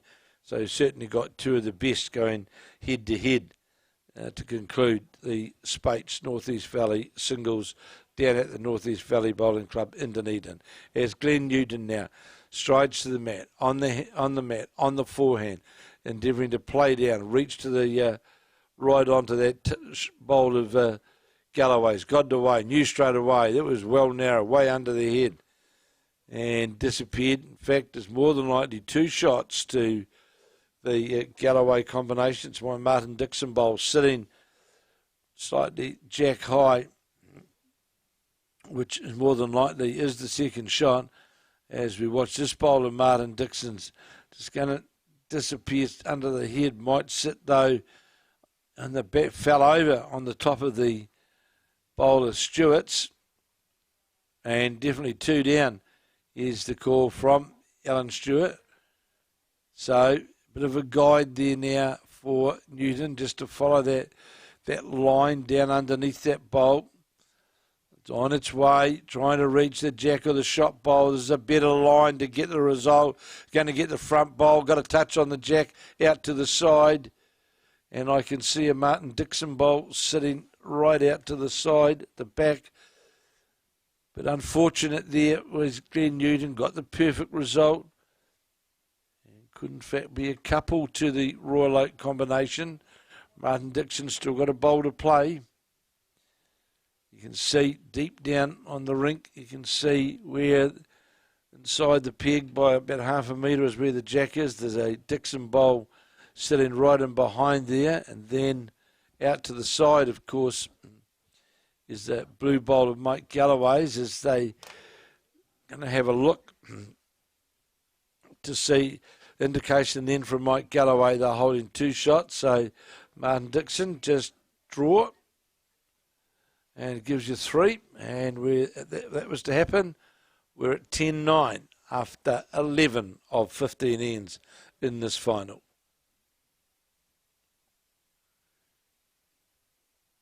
Perfect conditions here on Labour Day, Monday Labour Day. And we trust that you're enjoying this coverage through the Royal Oak Bowling Club, their Facebook page, and Bowls New Zealand. Now, pleasure to bring you, or open really, the Summer of Bowls coverage. So here's the Martin Dixon bowl going for, and here's a number, because he dislodged the Alan Stewart bowl out of the head. 1, 2, 3, I think it's 6 shots. Well played. Well played. The door got opened, slightly ajar. And Martin Dixon, if I have a look, 1, 2, 3. Yeah, it's a big number. They've taken 3 out. They've taken 4 out. Now putting the measure out there for the 5th.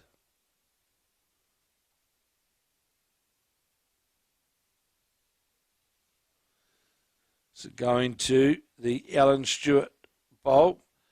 So 4 have come out.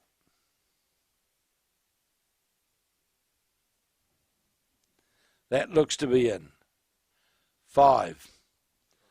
5 it is. A big count for Galloway after a magnificent shot from Martin Dixon. And that, of course, now takes the local side out to an 11-10 lead. 11-10. After scoring that 5, with 11 ends gone now. So we move on to end 12. So it's 11-10 now to Martin Dixon and Mike Galloway after scoring that 5.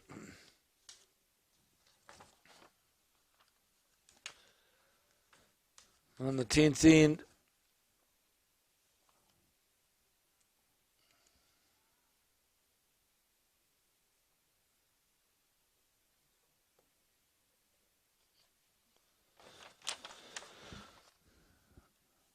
So Jack's been delivered down towards the Mount Smart end here, or the One Tree Hill end here at Royal Oak. As we play in 12 of 15.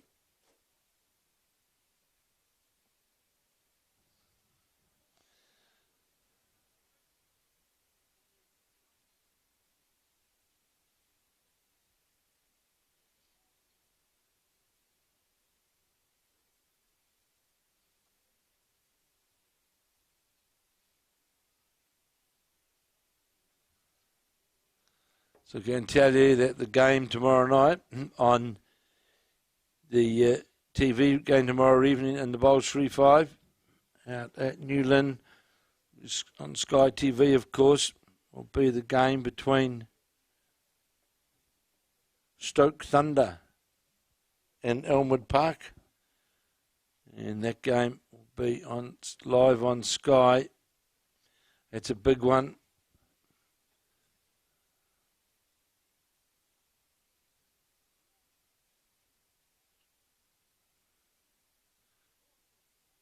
And again, just that note from Bowls New Zealand. Of course, there's no spectators at this stage at the Bowls 3-5 with the COVID.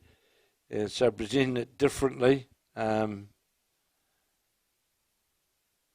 we're hoping by the time we get to the finals of the Bowls 3-5, there, which is the 8th and 9th of December, that it will be open for spectators, etc.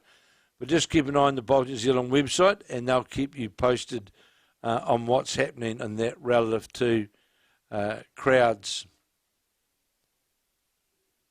being allowed or not allowed, or however, what the ruling are for the Bowls 3-5 finals. So here we go, the Galloway holding 2 shots with his first 2 bowls on this, the 12th end. The 2 bowls of Alan Stewart's gone way by the head. And Martin Dixon, after playing that magnificent bowl on the 10th end, where he moved what was the possibly second or third shot out of the head and left the Royal Oak combination scoring a 5. So here now is Glenn Newton. Definitely 2 down on the head, and that's going to be narrow under the line. And looks as though, you know, they haven't, with the 3 bowls that have been played so far by the Newton and Stewart side. Someone just moving behind the head there. So here is Martin Dixon holding a couple of shots on the back end, playing in 12, leading 11-10. So you watch this bowl of Martin Dixon's. It's going to go by the head and will count. Sits a metre and a bit behind. So that Glenn Newton here has got to get that line right. Draw close. It's on its way. Again, it's going to be under the line yet again. And will be left a couple of shots to the Royal Oak side. This stage, the side of Alan Stewart and Glenn Newton haven't got really one effective bowl in the head. So Martin Dixon is going wider with this bowl. He's going to pull up short. He'll be disappointed with that because the door's open in a big way here. On the forehand is Glenn Newton, and they're trailing 11-10 as we play in 12 of 15. And on the drive, that seemed a strange selection of shots there, but I'm sitting here, they're out there.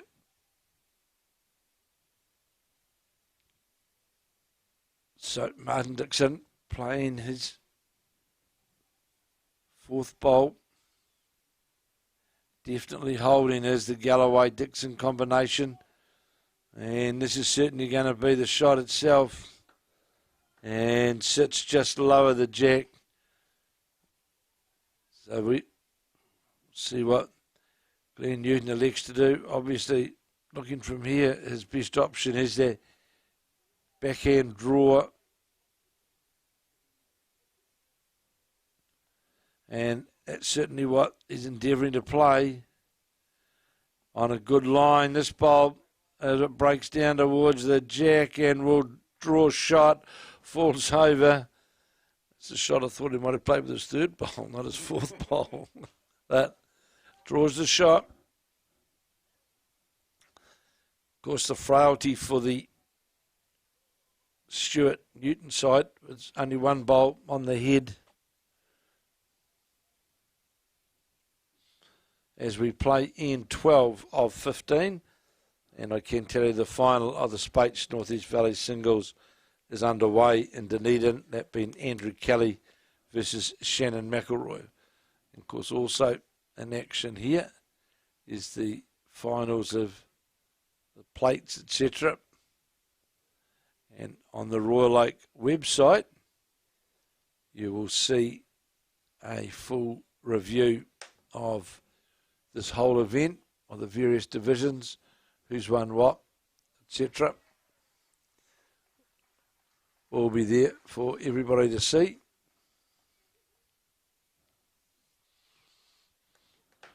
So Michael Galloway making his way back to the mat.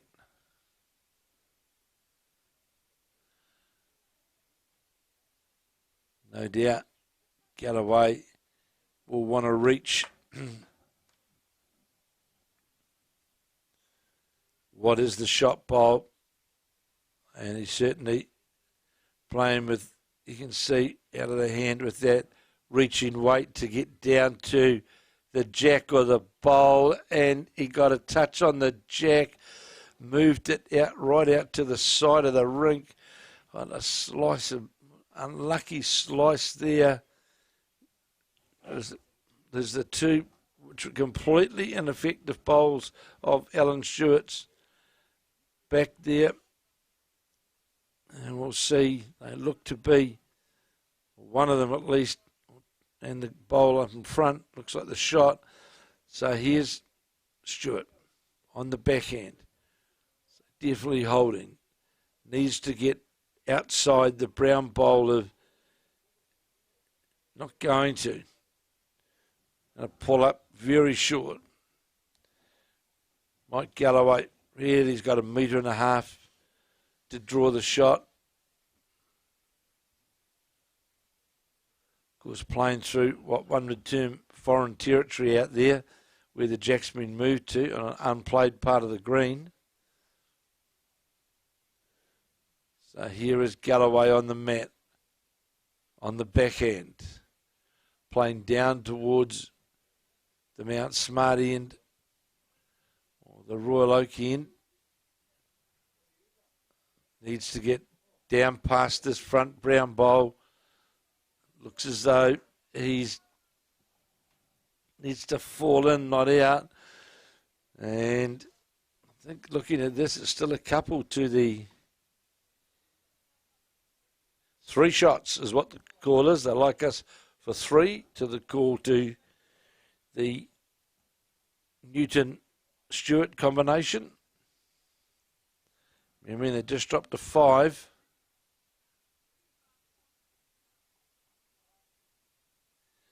So, Alan Stewart going to endeavour to, again, this seems strange, going to come down and try and thread the needle through the bowls to get down to the counting area. And when there was, on the other side of the rink, there was nothing. And this is going to just, it's going to stay alive to count. I think they'll be checking that bowl.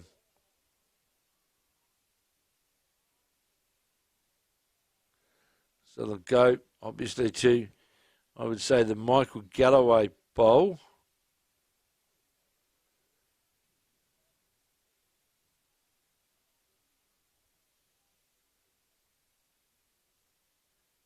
Three's the call.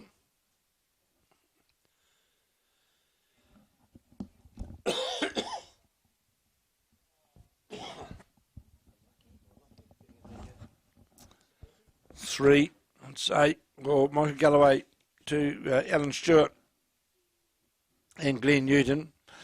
You've got to say that Michael Galloway did have a decent chance to get out of that predicament. He was desperately unlucky where the jack moved to with his first bowl, and really finished up in places whereby there was what I would call ineffective bowls sitting there. But I took the opportunity, did the composite combination. Alan Stewart, the Tikawhara Club in the Waikato, and Glenn Newton of the Auckland Bowling Club here in Auckland. And now we've had 12 ends gone, and it is the composite side who are leading by 13 shots to 11. 13 shots to 11 as we play the 13th end of 15.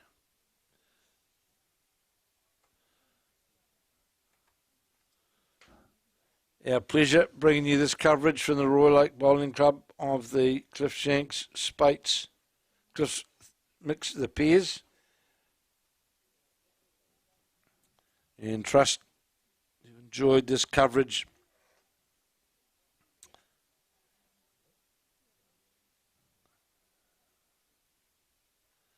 Throughout the day, and at this stage it is Martin Dixon who is holding the shot, about a metre down in front of the jack.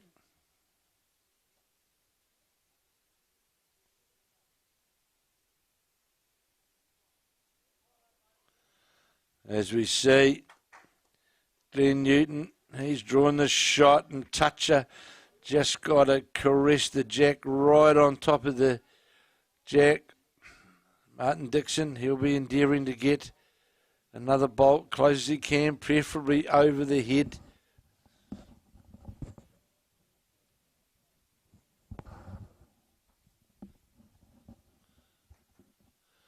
So the bolt, of course, and over the head means Michael Galloway can search down there for the shot bolt. So now we'll see the middle players change over, and they will play their 4 bowls each.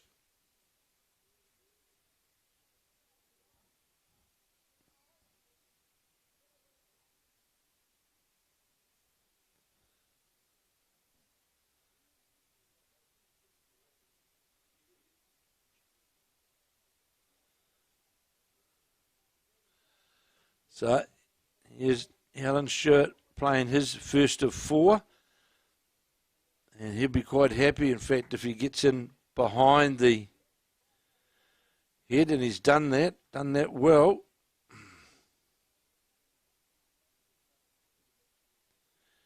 Give him a good bolt and over the head.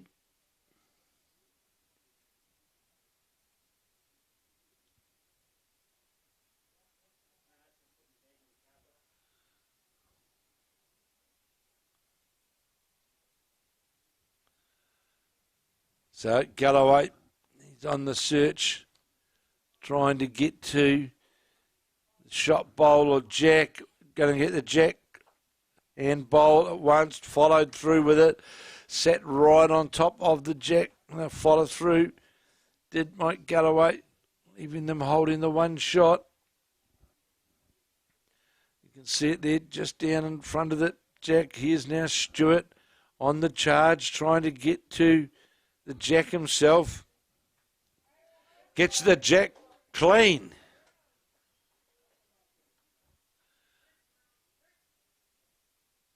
Great attacking shot from Alan Stewart. And you can see under the number there, you can see where the bowl is. And the jack is... Jack must be right under the 3 because it went through on a very clean follow through. Here's Galloway trying to get the second shot at least. And he would have done that.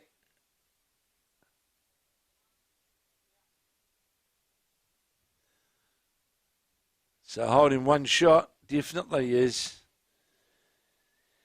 Alan Stewart. And Glenn Newton, after that very good attacking shot from Alan Stewart, Mike Galloway played a magnificent bowl to draw. Look at this, drawing right to the ditch. Right to the ditch is Alan Stewart. Certainly come a light has Stewart these last few ends as we play end 13. Here's now Galloway.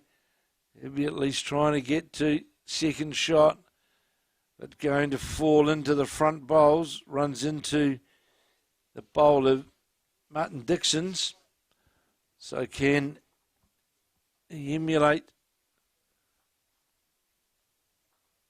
his third? The second bowl can Alan Stewart. Again, it's on that good line. Just might have a bit more weight this time. No, it's not. It's going to sit on the superb play from Alan Stewart. Drawing another bowl towards the ditch. I don't know whether Michael Galloway, there's a gap between the navy blue Martin Dixon bowl and the brown bowl of Glenn Newton's, whether Galloway can see through there to get to those bowls. At the moment, holding 3 with the Stewart and Newton side B, and they lead, of course, by 13 to 11, and we're playing the 13th end, so this is certainly a reduction.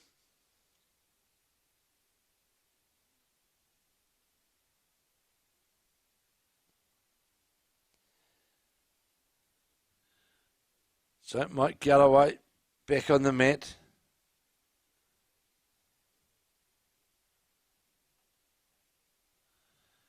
Galloway swinging arm backwards and forwards. And I'm sure he's going to play that shot that we just spoke about, trying to get through to those bowls. Just went in underneath, narrowly missed him. I'll change over. There's a big end now, holding 3. Is the Newton-Stewart combination, and leading by 13 shots to 11.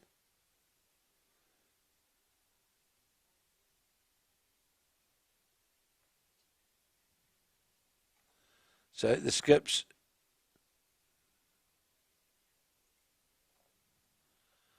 here now is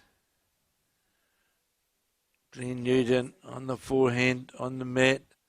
After the 3 bowls of Alan Stewart's, 3 magnificent bowls, 1 the run shot into the ditch, and then 2 on the draw, and that bowl may well count as well, just feathered the front bowl. Galloway's caught in a real dilemma here. What do we do to... So Galloway's indicating really, let's try and get on the draw to reduce. So here's now Martin Dixon on his backhand, trying to get down to where he's going to be narrow. He's going to needs to get past everything, and did, and ran across the ditch. Indication is it's still 3 to Mike Galloway. I think that's what I heard. So here is Glenn Newton following up. Was his first bowl. And this time, though, is definitely going to timber and turned over. In fact, 2 is the call. 2. Mike Galloway thinks. So Galloway saying, right, play with any weight you can to get down through here. Try and dislodge the bowls down in front of the ditch. In front of the ditch on the green, of course. So here is Dixon. No, doesn't like it. Walks away straight away. It will definitely be the composite side that score. Out comes the measure again. Another end gone. Alan Stewart going around to the Martin Dixon bowl as we get near to the final couple of ends of this Clif Shanks Memorial 242 pairs 2 it is. So that is now 15-11 after 13. 15-11 after 13 of the 15 ends. And they'll play down towards the Mount Smart or the One Tree Hill end here at Royal Oak. They've certainly, the last couple of ends, played some big bowls. Have the Stewart and Newton combination. They've played some very big bowls. So the jack's at 3/4 length as we play in 13.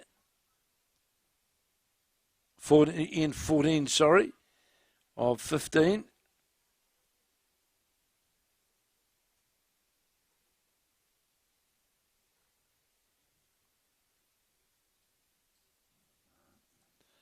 So here's the first bowl of Alan Stewart's. It's short of the jack by a metre or a couple of metres. It's imperative on this end that Martin Dixon, with his 2 bowls, gets the side off to a good start.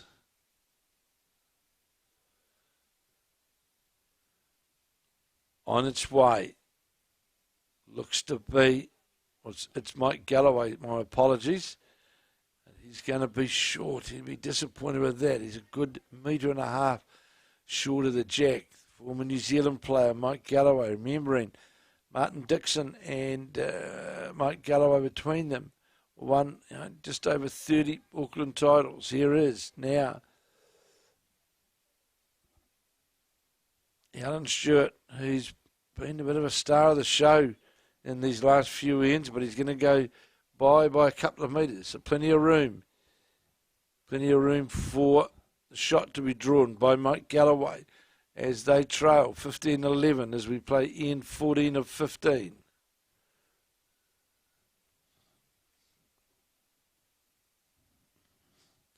So Galloway steady on the mat. Gives that final pensive look on its way on the forehand. And again, this question, how's that line? It's going to finish up jack level weight, but drift away by a metre or so.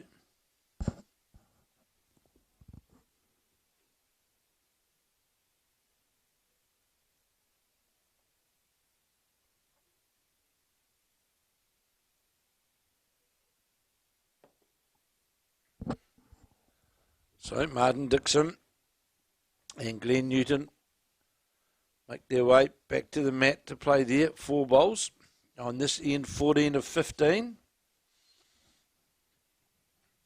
And really, there's no one holding the shot that far away, really.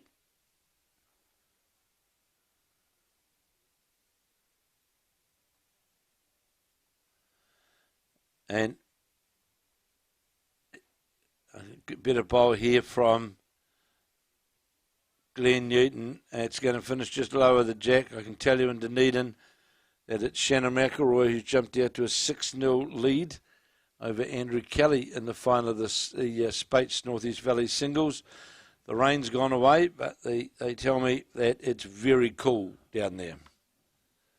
So here's now that Martin Dixon bowl, and he too is going to fall into that trap down on that short side, and because they need really to score. They don't want to be chasing a big number on this last end. Leading 15-11 is the Glenn Newton Alan Stewart combination. Stewart, of course, Santika Fodder, and Glenn Newton out of the Auckland club here.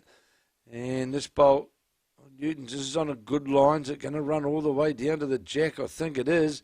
Going to get around the corner of the jack. This is a good bowl from Newton. Sits jack level. So Martin Dixon will need to play up, need to get some contact onto this shot bowl with his second bowl of 4 on the end 14 of 15. But again, that's under the line, and it's going to stay under the line. Might get in there for second shot. It's going to finish literally jack level. Still the shot bowl to Glenn Newton. sitting just alongside the jack.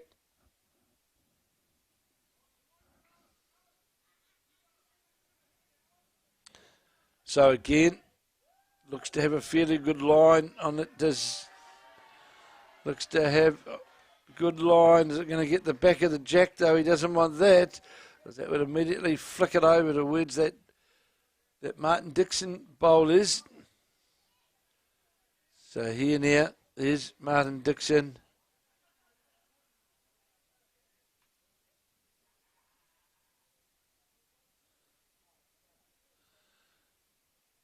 Martin Dixon trying to get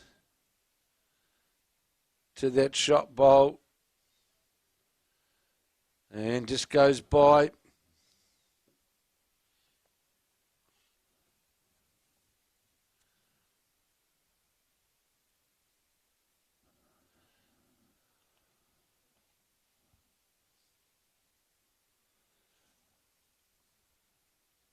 It's on that good wider line. And I can tell you the final of the plate between Alan Pearce and John McCulloch v Rob Ashton and Wally Marsick, it was all locked up, 13 all after 14 ends. And I think it might have been Alan Pearce who got the result on that final of the plate as we watch this bowl of Martin Dixon get a rub, and a lucky one at that, falls out. Just got a slide off the front bowl. And everything in favour here of the Alan Stewart combination. They've got a bowl as well just in behind the head. And it's 15-11 the lead to Alan Stewart as he steps on the mat. Trying to get another bowl down on that forehand side. On its way. Looks on a good arc as it breaks down past towards the jack. How's the weight as it breaks towards the bowl? Sits on, in fact, the shot bowl. Now, that's good and bad because it opens the target up a bowl wider now to Mike Galloway, and he's got the third and fourth shot there, and he can certainly play down what I would call attacking weight down on the backhand. He can get those two bowls out of the head. So Galloway, what weight he decides to play on this, the 14th end, coming to the end of it. So Mike Galloway on the mat certainly looks to be on that backhand weighted shot down to the two bowls. Can get them both or get to the jack as well. Take that clean into the ditch. On its way. He's down looking at it. Is Galloway going to get one? Got two. Got them both out. It's what we said could happen. Leaves them lying two shots. Well played by Mike Galloway. Got the split clean on the backhand. Didn't touch the jack. Just moved those two counting bowls out of the head. Alan Stewart now play his last bowl.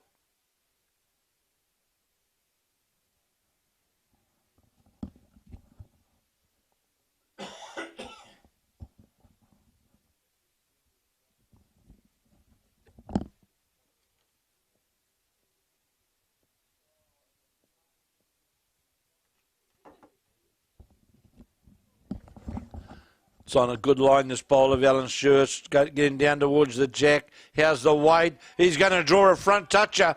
What a bowl from Alan Stewart. Two down on the head on this, the 14th end, leading 15-11. Galloway played a magnificent shot with his first, not to be outdone. The young Tigawara player straight on the mat, draws a front toucher right on the 2 metre mark. Galloway back to the mat. Is going to have to again play with weight to try and dislodge, get that shot bowl out of the head as we come to the last bowl on this, the 14th of 15 ends. So here is Mike Galloway on the mat, going at this with a lot of pace. Looks to be on a pretty good line. Got to the split, got the jack himself, and a run into the ditch with the jack. No, it doesn't. So Alan Stewart claiming the shot for sure. And there is, of course, the Alan Stewart bowl back there. Match taken by one shot. It was match taken by Glenn Newton. 16-11. Who would have thought this morning when they were down 11-0 in the semi-final against Murray Dixon and Terry Brunton in that first game this morning, that semi-final, who would have thought then scoring a 3 on the last end to hit the front for the first time in the match? Who would have thought at that point in time, 11-0 down, that they would be through to the final and now leading 16-11 over Mike Galloway and Martin Dixon as we play the last end here of the Clif Shanks Memorial 242 Piers here at the Royal Oak Bowling Club in Auckland. We trust that you've enjoyed this coverage that we've been able to bring to you today. Thanks, of course, to Tamara, our Bowls New Zealand production lady, and Alistair, who have been beside me and bringing all of the live action right throughout the day. And a great opening bowl here by Glenn Newton just down in front of the jack. And I believe we're going to be having a chat with the winner directly straight as this end is finished. I'll be outside and we'll have it on film. So stay with us because we'll have a chat with the winners at the end of the 15th end. So Glenn Newton, and I'm sure Alistair sitting beside me here when we saw the first 7 or 8 ends against the Terry Brunton Murray Dixon combination this morning, and to be fair, they were sort of all over the place. They were very average, was the kind words used by Alistair, and they've fought their way back and they've got stronger as the day's gone on. Played some big shots when required. Martin Dixon here trying to get to the jack, just going to go by the jack, still 1 to Newton as they change over. But Alan Stewart has played some big bowls, some big conversion bowls in this final. And perhaps the 3 they got on that last end against Terry Brunton and Murray Dixon just spurred them on, and they've certainly played a lot more confidently in this afternoon's final. Of course, Galloway and Dixon still right in this. 2 very, very accomplished players.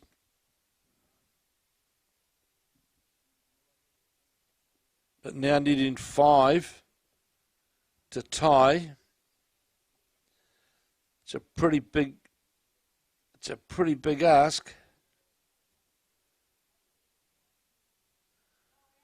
So another good bowl here from Stewart. Just sits down in front of the jack. It's good, but it's also bad because it certainly opens up a vision line for Michael Galloway to come down to with weight to split to those 2 bowls and get to the jack.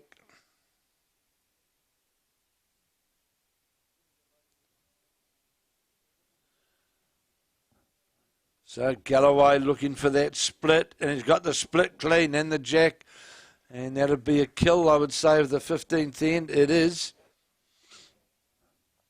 Just left the door open there with that run to the jack. It's coming up to the 3-hour mark on this final. We trust that you've enjoyed this coverage, and again, a big thank you to all of those sponsors who make these these events, make them possible. Big thank you for their contribution. Without those sponsors, of course, we can't have events such as this. From Dunedin, I can tell you that Shannon McElroy is playing Andrew Kelly in the final of the Spates North East Valley Singles in the race to 21, the two top seeds in the event. And early stages, the last update I got was it was Shannon McElroy leading 6-0. The rain had gone away. The weather, it was pretty cool. The temperature dropped significantly. In fact, it was 26 or 29 perhaps down in Dunedin yesterday, and it was tipped today to get down to about 10 or 11 was the temperature estimate today from the Met Office. So, opening bowl from Glenn Newton sits just alongside the jack, just lower the jack. Good opening bowl.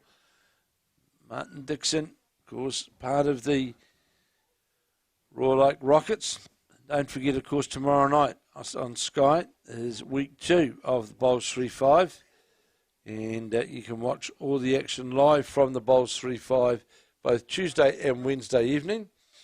And, of course, thanks to Sky for their continued support of bowls and Sky Sport. You'll see right throughout the summer where the calendar of bowls of which Brendan Van Nistelrooy and myself and Tamara as the production boss will be bringing you a number of events from all around the country in the Bowls New Zealand Summer of Bowls, covering all of the major events. We'll be bringing live. Of course, they'll be carried by Sky and also on www.stuff.co.nz. So, and just keep checking with the Bowls New Zealand website, because they'll be able to keep you up to date of the events that we are covering and the time spots where we'll be live on your screen. And what an amazing transformation over the last few years that we have seen. Bowlers always wanted to have bowls on TV, etc. Well, now we've got a plethora of events which are via the live streaming YouTube platforms. And, of course, this year, and then the Bowls 3-5 live on Sky. And this year, of course, a number of the Summer of Bowls events will be carried live on channels 58 and 59 of Sky that you'll be able to watch. And don't forget, of course, if there's any clubs out there who aren't yet on Sky, Bowls New Zealand have negotiated a very, very favourable arrangement with Sky, whereby you can get Sky linked up at your club for very, very competitive, rates. So, as we come on to this last end, a replay of it, killed, of course, by Mike Galloway, and it is Glenn Newton who is holding the shot. The composite side leading 16 shots to 11, as we watch now Alan Stewart, the bearded, sunglasses on the head, the memorial shirts to Adam Johnson there wearing this weekend in memory of the young fella who passed away. Of course, Adam Johnson played at the Mungari Bowling Club here in Auckland, and of course also in the Manawatu, and sadly passed away about 15 months ago. And it's a memory of him, Adam Johnson, that these two, that they're wearing the shirts of Adam Johnson. As we see the Galloway bowl break towards the head, trying to get to the shot. Only the one bowl in there at this stage from the composite Stewart Newton side. So we watch this bowl of Stewart's, which is going to hang wide and go by. So Martin Dixon saying to play through your own bowl with a yard of weight, because you've got two other bowls sitting just in behind the head there. If you can get through there, turn your bowl over, get the jack, you can make 4 of that turn. Very difficult shot. So here is Mike Galloway trying to reach to the bowl in front of the head, get down to the jack. It's on a good line to get the target, turns the bowl over, just runs by. Challenge is becoming very difficult to get that number at 16-11. I'm sure Alan Stewart, he'll just be happy to get another bowl on the head. as we play the last, or replay in fact, of the 15th end.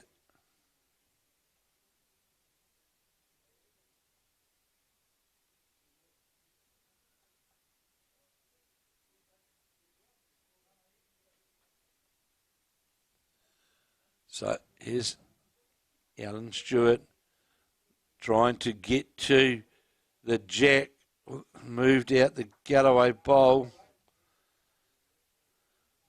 making it very difficult to, now the call is to try and get through the port, get a touch on the jack, make 3 shots of it.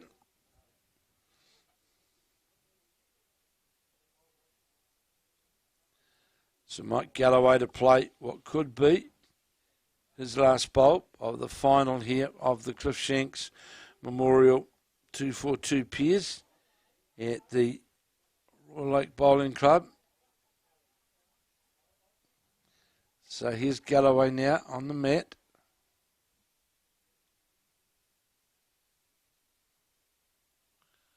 Trying to get to the jack and a touch on the jack. Looks to be on the wide side. He may well, in fact, just pull up on the front of his own bowl. Very difficult now. So the skips will change over, and it's really a matter, I think, of Glenn Newman just playing match bowls, getting across, literally covering the Galloway bowls.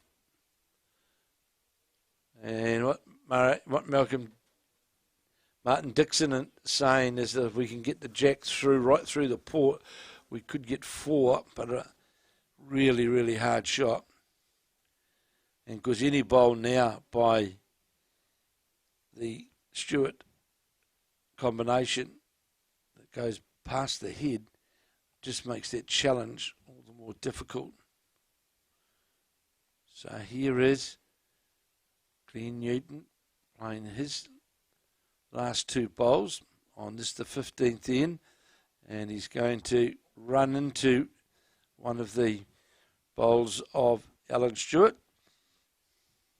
And discussion here on the head of, so what's being talked about now, to try and get a cannon onto the 2 brown bowls, literally a side cannon, bang, bang, out, move those 2 bowls out, really, really hard shot, very hard shot, would leave them lying 4, but trying to get both of them, when the angle the bowls are sitting at, would be pretty difficult. So here is Martin Dixon now on his forehand. Playing with the weight to try and get to the 2 bowls, and he may get one of them. No, he gets none of them. So I think the ammunition box is bare.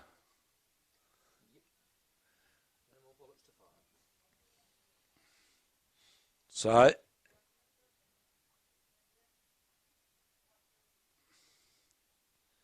call to Glenn Newton. Just a draw shot, no need for any heroics. Yeah.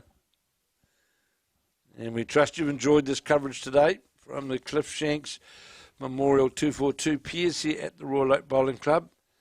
And it's been my pleasure, Kevin Hicklin, to be able to bring this coverage to you, along with Tamara, of course, and Ashley from Royal Oak.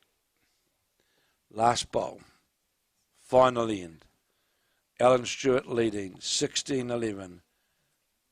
Martin Dixon on the mat, trying to play down to these 2 bowls. Trying to get both of the bowls. Looks to be on the narrow side and going by. It does. It's all over. The final has been won by the combination of Alan Stewart and Glenn Newton. Alan Stewart, o Te Whara, Glenn Newton of Auckland. They've defeated Michael Galloway and Martin Dixon. And I'll be with you live in a second with the winning combination on the green. Stay with us. And we saw remembering that these guys this morning who've just won this event were down 11-0 in the semi-final against Murray Dixon and Terry Brundon. They clawed their way out of it, scored a 3 on the last end to win, and then fought all the way tooth and nail with Mike Galloway and Martin Dixon. And running out the winners were the combination of Alan Stewart and Glenn Newton. It has been my pleasure in bringing this coverage with you, and we'll be out greenside in but a moment.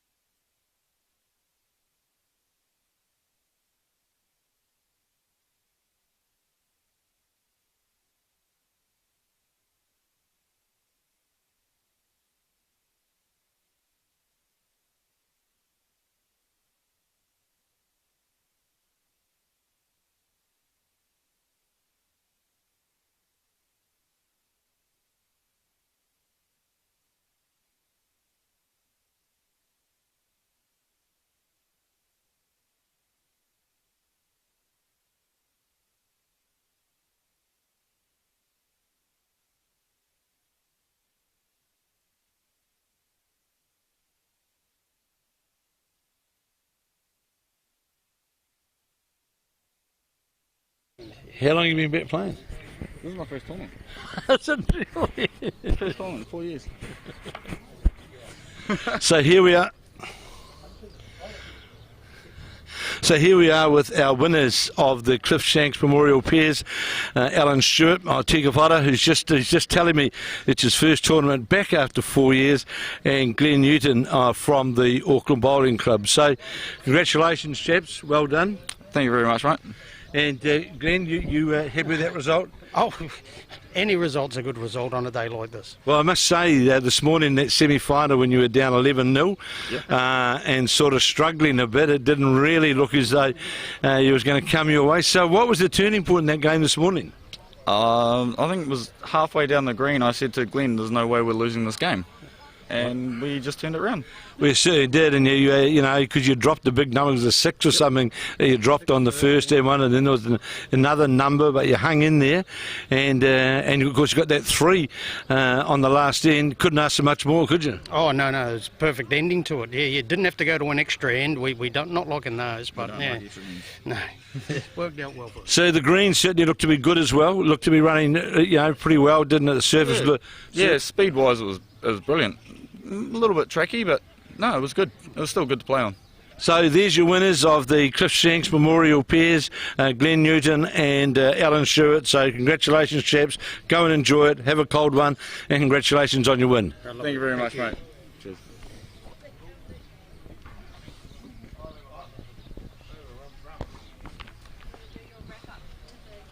Oh, do the wrap up to the camera, right? Okay.